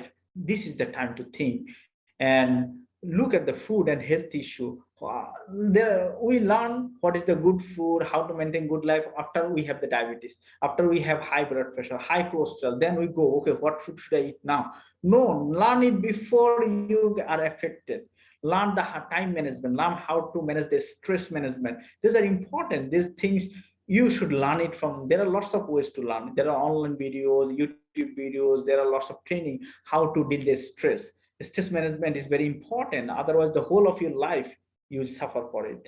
And religious matter, somebody say, okay, I want to learn about my religion, I want to memorize the Quran, I want to become Hafiz, or I want to learn the basic religion. This is the time, allocated time of every day. This is a 3-4 years journey. Allocate 3-4 years time is a long time. You can achieve huge in 3-4 years time if you make a proper plan. If you make a proper planning for hourly basis every day for 6 months, 1 year, 3 years, then you can achieve lots. And also make a balance in your life, also make a balance for family, children, and work life. Don't just work whole day, whole night, and you ruin your family, you make the bad relationship with your friend. So end of the PhD degree, you have only certificate, you have no family, no friend, nobody like you. That's not the life. So how to get a perfection in the research? Avoid super perfection. Don't think I will get it best and best. No, nobody can reach the best. Best is never come, always better. Okay. So whenever you set up a minimum criteria of minimum standard, then send it to your supervisor to check. Then submit it. Then you will get the comments and you improve it. Don't wait until the best version will come. Okay. It will make you delay. Or don't just throw anything, whatever you like. Make it as a minimum standard. Set up a minimum standard and maintain your minimum standard. Learn how to do super scheme and avoid taking details note for everything. Don't take so much note. If you go there, learn it, how to scheme it. Learn how to read an article within 5 years, how to just scheme it. Don't read every word by word. Then you actually don't get lost. You cannot save lots of time. Keep good track of record of literature, because it will be needed for discussion and recommendation. Whenever you do the literature review, you just copy the literature review, then you forget it.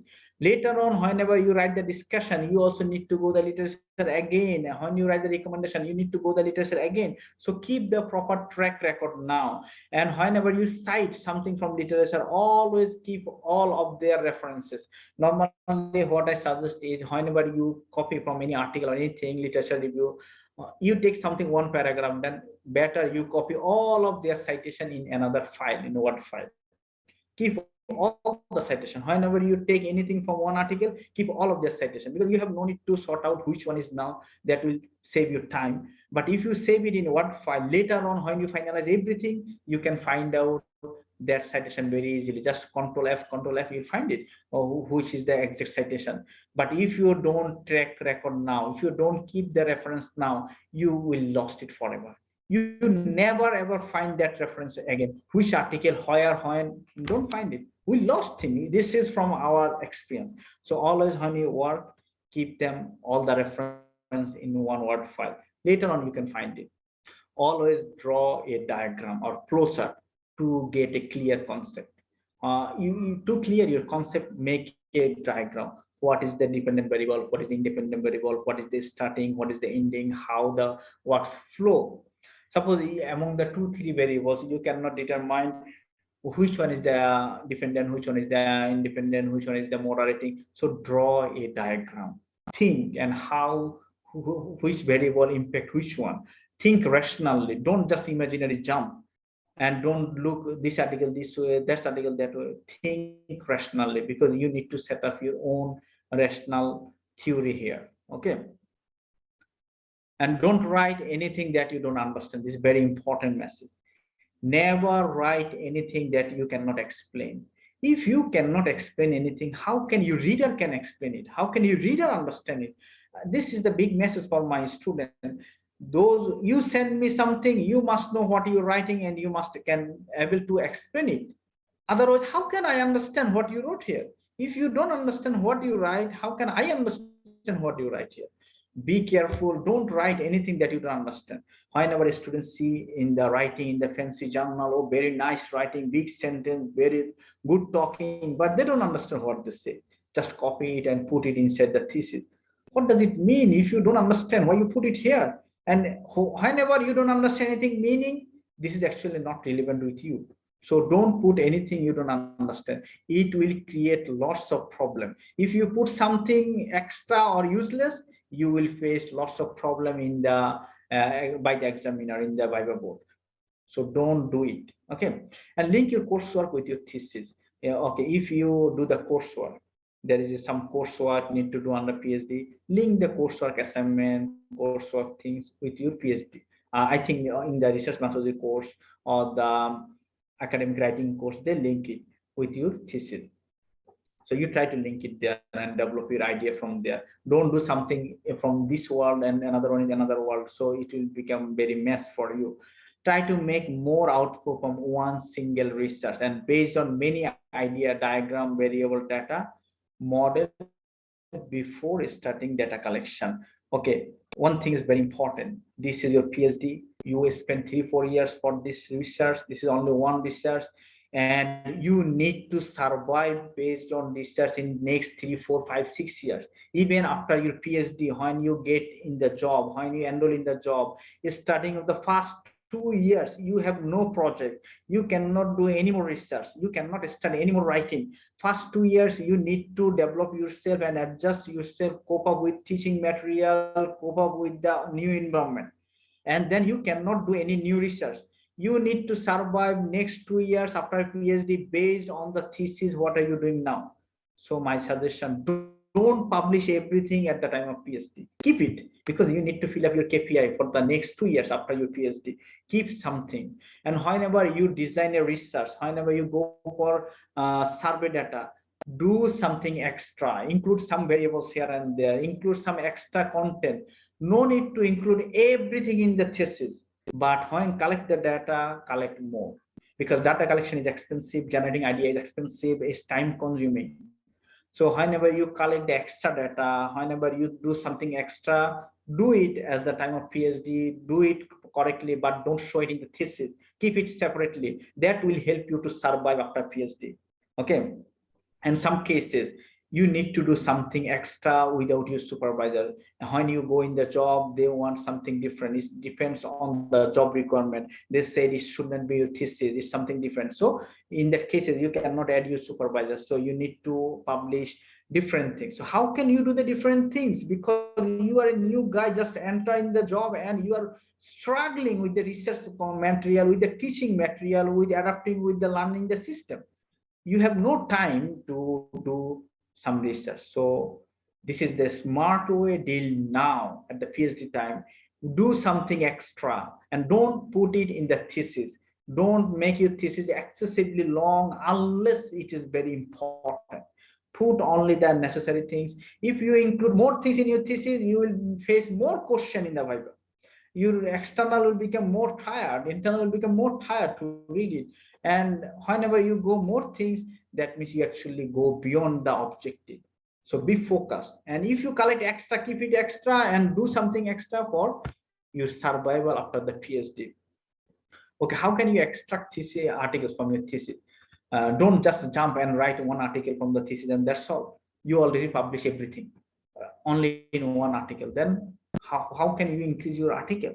So first of all, assess the whole thesis. Maximize the number of articles possible. Every article should be unique. Every article should hold one content, one idea, one key message. It must not be repetitive. Okay, and then design the article, separate article, how many article possible, separately design it, and segregate the content separately in separate Word file. Maybe you publish 2 at the time of PhD, but at the time of PhD you make everything right, everything on time, because later on you forget everything. You will have lots of things. I tell you, this is a free time. Do it now, it is the free time. Later on you'll be too much busy to do things. So now this PhD time, after your PhD, before viva, especially before viva, there's a gap 1-2 months. This time you segregate all the thesis, make a different article, key the idea, and then separate it, and then publish 1-2, and they keep the rest for the future. And also after submission for the thesis, don't go superficial, it's over, life is gone. No, instantly prepare your slide. After submit the thesis for the viva, instantly prepare a slide, because it is still fresh in your mind. So if you prepare the slide, then you know how to design it, where is the problem, where is the things, how can you answer the thing.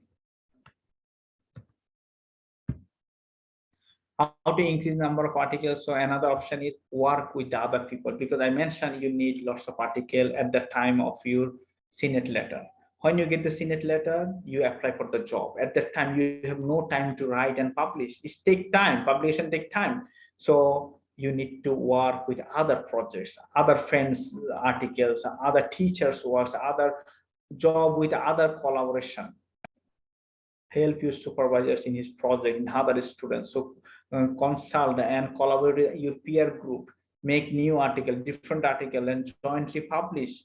So in the way you can accelerate your publication, you can make 10 articles. There are many students who make 10, 30, 50 articles in the PhD time. In my PhD, I make 40 plus articles. Make collaboration.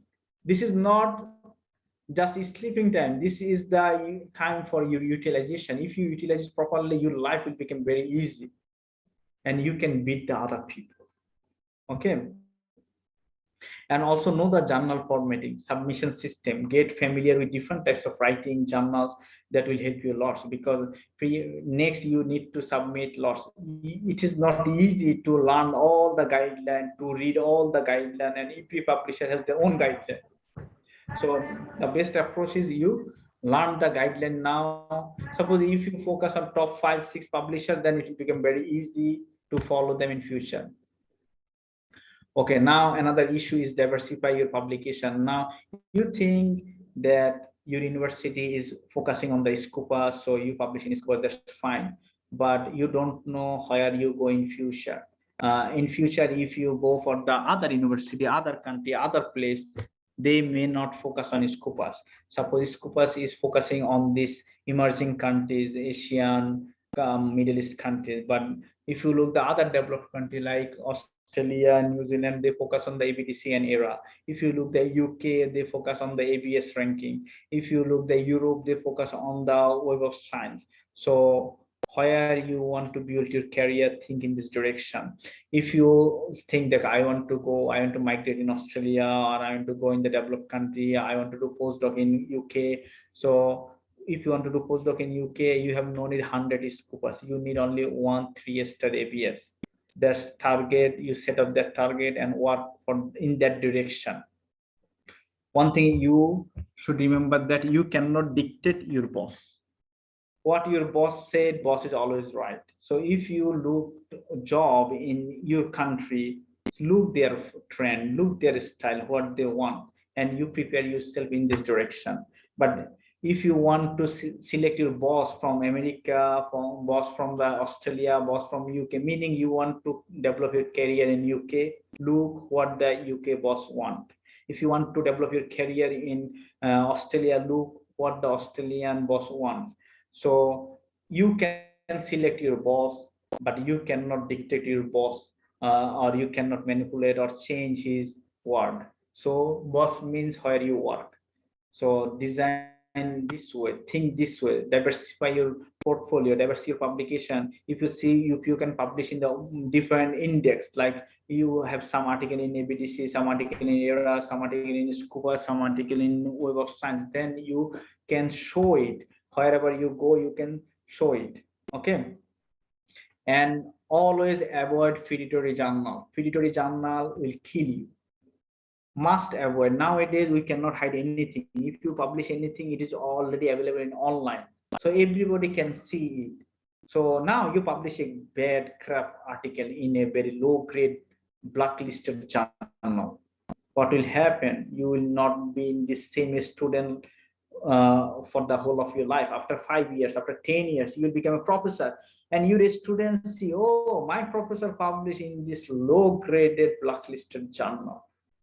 Can you imagine? And the other people, once you will become a big professor, renowned person, then people will find out, oh, you did something crap in your life. So be cautious. Don't go for predatory journal. Try your best to do good.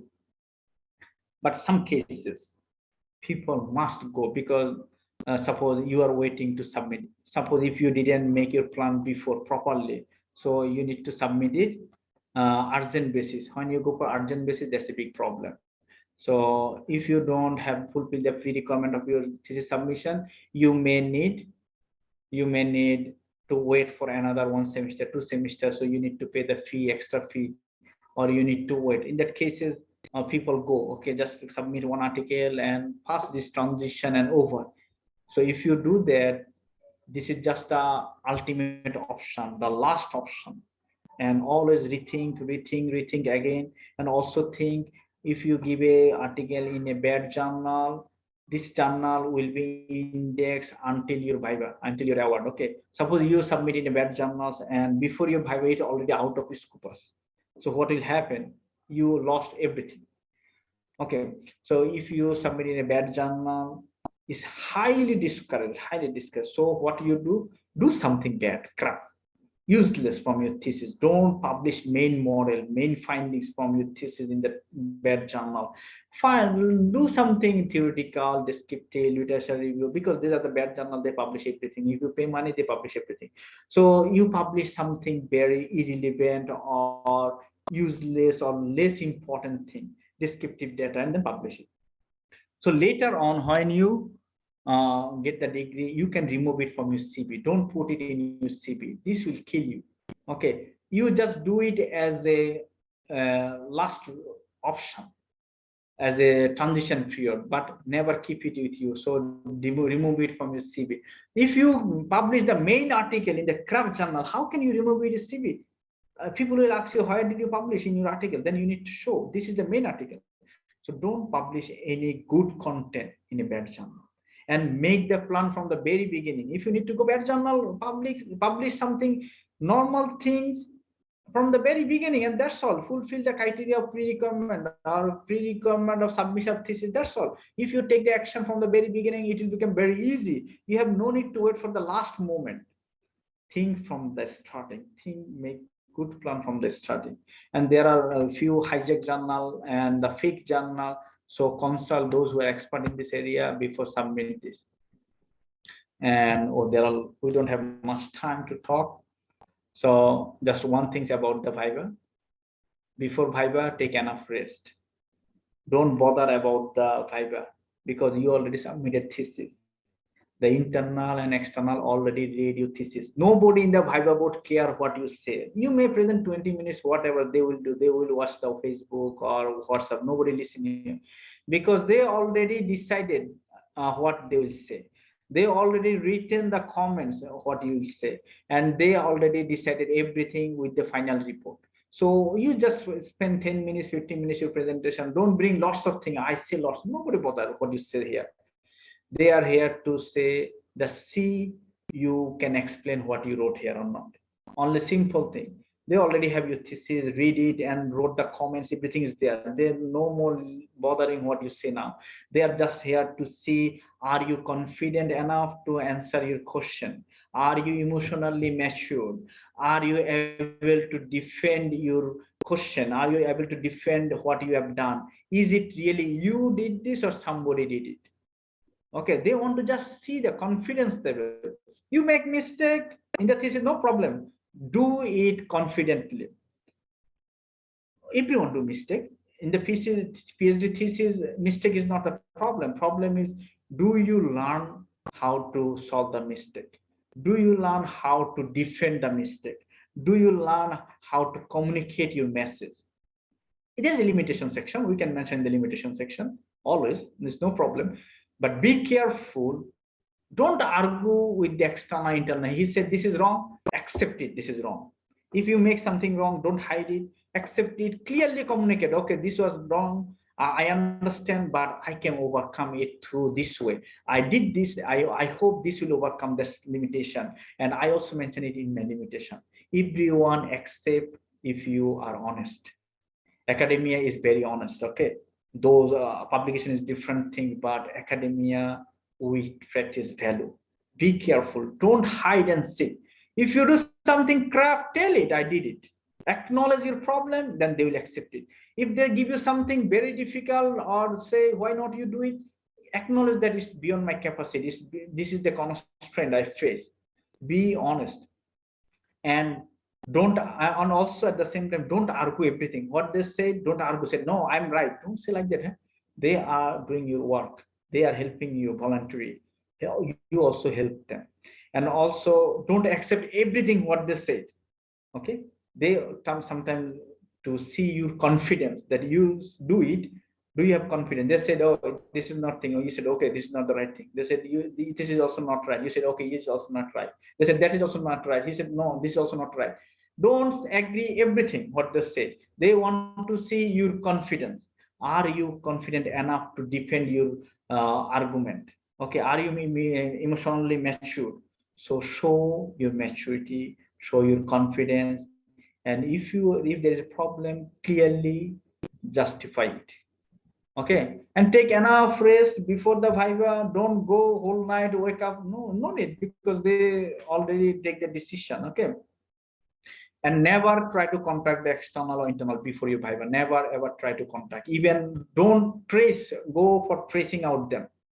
Even some cases, the student, what they did, they try to find out the external name and send the email to external students, not external examiner. He's a student. Then a student told the professor that this student sent me a message to ask about yourself. How are you? Or how you look like? Are you a good guy? Or is he going or difficult?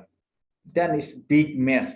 Don't communicate anyways with external or internal.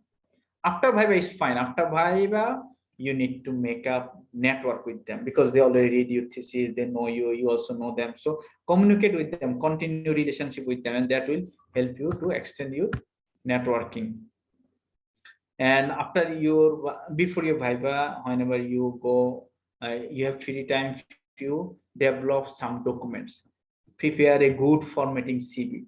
Write the good CV. People write CV is useless. I'm very unable to use CV of many people, and I tell them follow my CV. Otherwise, it's very difficult to get out what is available in the CV. Know right formatting of a CV, and this is the time you prepare it. Prepare 3 recommendation letter and select 3 referee, good referee, and recommendation letter. Recommendation letter you need to draft it and they will finalize it, but you need to draft your recommendation. Know how to prepare a good recommendation letter. So write it and take it for the referee, and then prepare a job market article. Whoever asks for you, you need to send this article, show your article. Okay, and also prepare top 3 to 10 article, best article to show when you submit your application or in the viva board. Prepare a cover letter, a statement of professional and service philosophy. What is your professional philosophy? What is your service philosophy? What is your teaching philosophy? When you go for the job market, they will ask for this. So this is the time to prepare it. Go search in the online. There are lots of sample, and you prepare that. Go the job circular. If you want to build your career in academia, look the academic job circular now. So you will see what they want in the application letter, what they want. So you also get idea, prepare yourself in this direction and prepare that document. Okay. And also create good profiles in the Google Scholar, ResearchGate, Academia, and other repositories. So that will be your marketing, and show your outcome, that what have you done in a better way.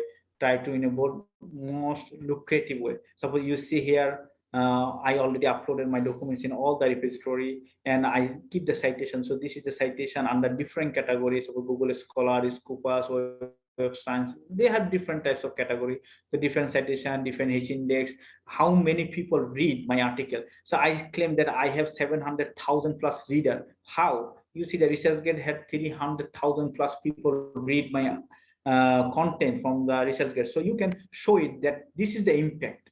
How many people read your article? This is the social impact. They said, okay, you do the research, good, but who read your article? What is the impact of your works? What is the impact of your work? So who like it? Who read it? Then you can show that this is the citation. Citation do by the scientific community. If you show the citation, you say that scientific community read my article and they cite my article. So I have scientific merit in my content. Okay, then you show the read or value. Then you can show that 100,000 people read my article. That means I have a social impact. People read my article. Many people read article. They not need to cite it. They are not scientific people. Not cite the article in their article. Not cite my article in their article, but they read it. So I have the reader. A strong reader base show you a strong, good research. So you also can say that how many followers do you have, then how many. Now it is different types of dimension coming for assessment, because all the project and research, they look social contribution, impact. So you see how many social media talk about issue, about your research. So, and also you see the how many recognitions or which gave you what is the position. So you can add it, so arrange it in a good manner so people can easily get the access, easily can understand everything. And how to apply in the job market. Start looking job before submission of the thesis or viva. Knock all of your network everywhere, email everywhere, all of your friend or colleagues or people, those who already pass and go from here, knock them, knock all of your network everywhere, and send your CV, all the document to all the department head in different universities even before the viva. Okay, then subscribe job sites. There are lots of job sites in your country or international. They give the circular of all the new jobs. So you give your target employer, keyword, and subscribe it. So whenever there is a new job circular come, they will send you email. And postdoc is not a degree. Many country university people think postdoc is a degree. Postdoc is not a degree, is not a certificate. PhD is the highest one, that's all. Postdoc is a low salary job, transition job. And those who give you postdoc, they think, okay, I get a PhD with very little salary, and also you also get a exposure without sitting idle. You get some experience. And also try to get some industry experience or get membership of different association, and continuously apply, diversify area or regions, look long-term benefit other than the current position. Okay, or look the future career, look future betterment. So go in, suppose some university apply you lecturer position. If it is Oxford, that's great, rather than you get professor in any Indonesian university. Okay, so look the future rather than the current situation, and always keep in touch with your supervisor. Always keep in touch, supervisor, mentors, because they will be your referee always, everywhere, and they will help you in many ways. So these are the questions, what they will ask in the interview. You must know what they will ask in interview and get prepared for it. There are lots of YouTube videos in online, you know how to answer the question. It is not so much important what they will ask you, but how you answer them, how you convince them. So I will share this content with you so you get the idea on it. And that is the last slide. So final word is the success is different things. We are here to get success in our life. Success is not the degree. Success is not high citation. The success is not the reputation. Success is not the famous. Success is something different. And some people, make good thing in one side and mess the other side. Suppose you are a good researcher, you have lots of publication, but you mess your family life, your social life, your health, that is a disaster. That's not a life at all. If your family is mess, okay, what do you do with your degree? Your life will be ruined. If you lost your family, you lost your everything, you lost your religion, you lost your society, you lost your job, just focusing on degree, or you focus on the job too much, then, or you focus on your family too much, lost your job, that's actually meaningless. Try to understand the motives of the life. The life is a battle place. It's not a where one is finished, it's never finished. It's a battle, it's continuously where you are in trouble, you need to overcome the problem, you'll be again problem, try to overcome the problem.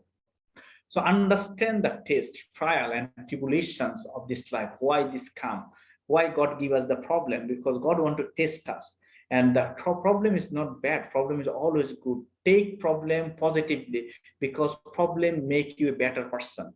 If you want to go in heaven, heaven is not a cheap. You want to get the good grade is not the cheap. You want to go to the top place is not the cheap. You need to achieve it. We, the parents, push our children in the school. We know school is very difficult for our kids. We know school will give lots of tests, lots of trouble, but still we send. And my child think that my parents is the bad guy, that's why he sent me in this school, and school give her lots of pain. No, my parents love me the most, that's why he pushed me in this trouble. He want to make me the perfect person. So the more problem you face in your life, you'll become better person. The more trouble you face, you'll become more qualified person. Every trouble make you better and qualified. That's why you will face in future in more better option. Suppose you solve one problem now, this is a very minor problem, but after 10 years, you realize that problem was necessary for your life. And that problem gave you a big reward now. So understand the life. Life is continuous process. There are lots of problems will come. Don't die. And don't sacrifice everything. Try to stay alive, continue, take it positively, take all the problem, all the trial, tribulation in your life positively, and deal it. And don't think the problem will lifelong. No problem will lifelong. Life, God give the life a very long thing, very, very precious life, and it has lots of value. Do as your best. Survive as your best in the short run, and focus on the long run, and long run you will get the success. Okay, don't blame others, don't compare with others, try your best and rely on the God. And finally, maintain a balanced life to get a holistic success, rather than achieving a success in one particular area and massacre the others. Thank you all, thank you for your patience. I took lots of your time, and there I give some links. You should go these links and you'll get better idea. All right, thank you, Dr. Mahmudul, for all the tips and tricks for being a very good researcher. You talk almost 2.5 hours, Doctor, without no stop. And I have another class now after 10 minutes. And you will have another class on the next 10 minutes, which is very exhausting, I think. But all of the things that you mentioned is just correct, I think, because I also passed my doctoral degree, and I believe that all of the things that you have mentioned on your presentation have been my experience as well, especially the way how to handle supervisors, how to manage our emotion, how to manage our family while also doing the research, etc. All things are really true, I think. And we still have at about 5 minutes, yeah, for question and answer, if you may. So anyone who would like to ask questions to Dr. Mahmudul, please open your mic and talk directly to him. A very short question, and Dr. Mahmud will try to answer your questions. Be straightforward with the questions, yeah? Okay, anyone? Here I give my email address and contact number. If anybody needs extra information, anything, you can contact me. Oh, yeah. And tomorrow we have another session. That's also very important for the student, how to we write the article, good article, make a very targeting the top journals. So if you attend their sessions, I hope we have enough time, because tomorrow is Friday, I have no class. We have enough time. After the session, we can give a long Q&A session. And if you have another question, you can ask me emails or WhatsApp also. And I will give the materials. I'll share with Dr. Yeni, and she will circulate it with you. If you already fill up the form or email address, then you will get the content, inshallah. Yeah. Now, anyone, just one question, two question? Yeah, any question? I think one question from Bu Surya Dewi here. How to make more output from one single research vector, so that from one research we can publish more than one papers. Okay, so when you design the research, when you set up the objective, because if it is based on the survey or interview primary data, so when you set up the objectives, you add 2-3 extra objective, 2-3 extra variable in the same questionnaire, then you collect the data all together. But this 2-3 extra objective, extra hypothesis, extra question, extra variable don't show in the thesis. It is not relevant to your thesis. Do it yourself at the same time when you conduct the research. When you conduct the thesis, when you write everything, you write this one also, and keep it separate. Don't submit it with the thesis. And later on, you make article on this issue. And at the similarly, if you work on the secondary data, collect more secondary data, and think more model, and run more model, and don't show everything in the thesis. Keep it separate something and work extra on that issue. Okay, thank you for the tips, Doctor, because normally we would like to publish more, yeah. So one research, but more than one publication. All right, any other question from the audience? Before I forget, I would like to make an announcement for all the audience here today. Bapak Ibu, kuliah dengan Dr. Mahmudul Alam tidak hanya hari ini, tapi juga akan kita laksanakan besok hari Jumat tanggal 19 November jam 9 pagi sampai dengan jam 11 siang. Dan topik untuk besok itu adalah guidelines for publishing in top journals.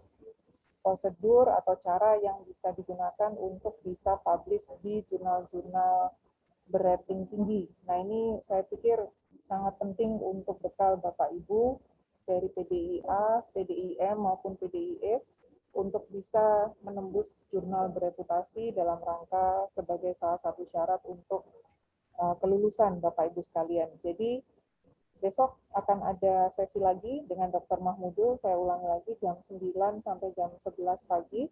Link yang akan kita gunakan tetap sama di link Zoom yang Bapak Ibu pakai untuk saat ini. Jadi silakan hadir besok bersama Dr. Mahmudul di program 3-in-1 jurusan akuntansi.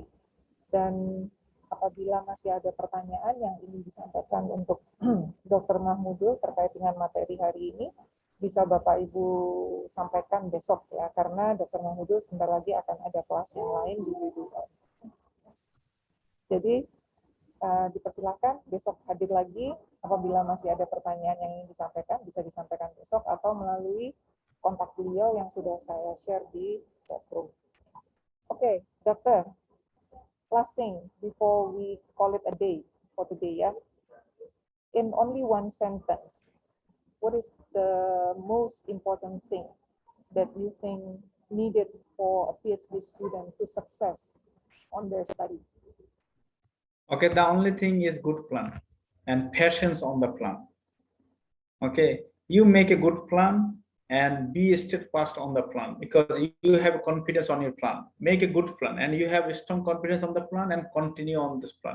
Keep passion on this plan. Don't just jump here and there. If you make a good plan, you will succeed, inshallah. All right, so the key word is having a good planning, yeah, Doctor. And from the good planning, just do just like what it is planned. All right, so I think we can end our session today, Doctor, because we will have another class in UUM, and I also have another commitment at 12. And I also thank the audience that already come today, Bapak Ibu dari doctoral program from accounting, economics, as well as management department. I will send So the we do invitation question and for answer session tomorrow, tomorrow, inshallah. If you Yeah. have the question, just keep it. You still think whole night and make more question for tomorrow. Yeah, because we will have more time tomorrow, inshallah, ya, Doctor. We have 2 hours tomorrow. So inshallah we'll meet again tomorrow, Doctor. Inshallah we'll meet again also for the audiences here. Keep your spirit on, and inshallah we will succeed later. So I will end our session today. Thanks again, and see you tomorrow, inshallah. Assalamualaikum warahmatullahi wabarakatuh. See you, Doctor. Inshallah, see you tomorrow. Ya, bye. Terima kasih Bapak Ibu, sampai ketemu besok ya. Saya akan kirim undangannya habis ini. Ya, terima kasih juga.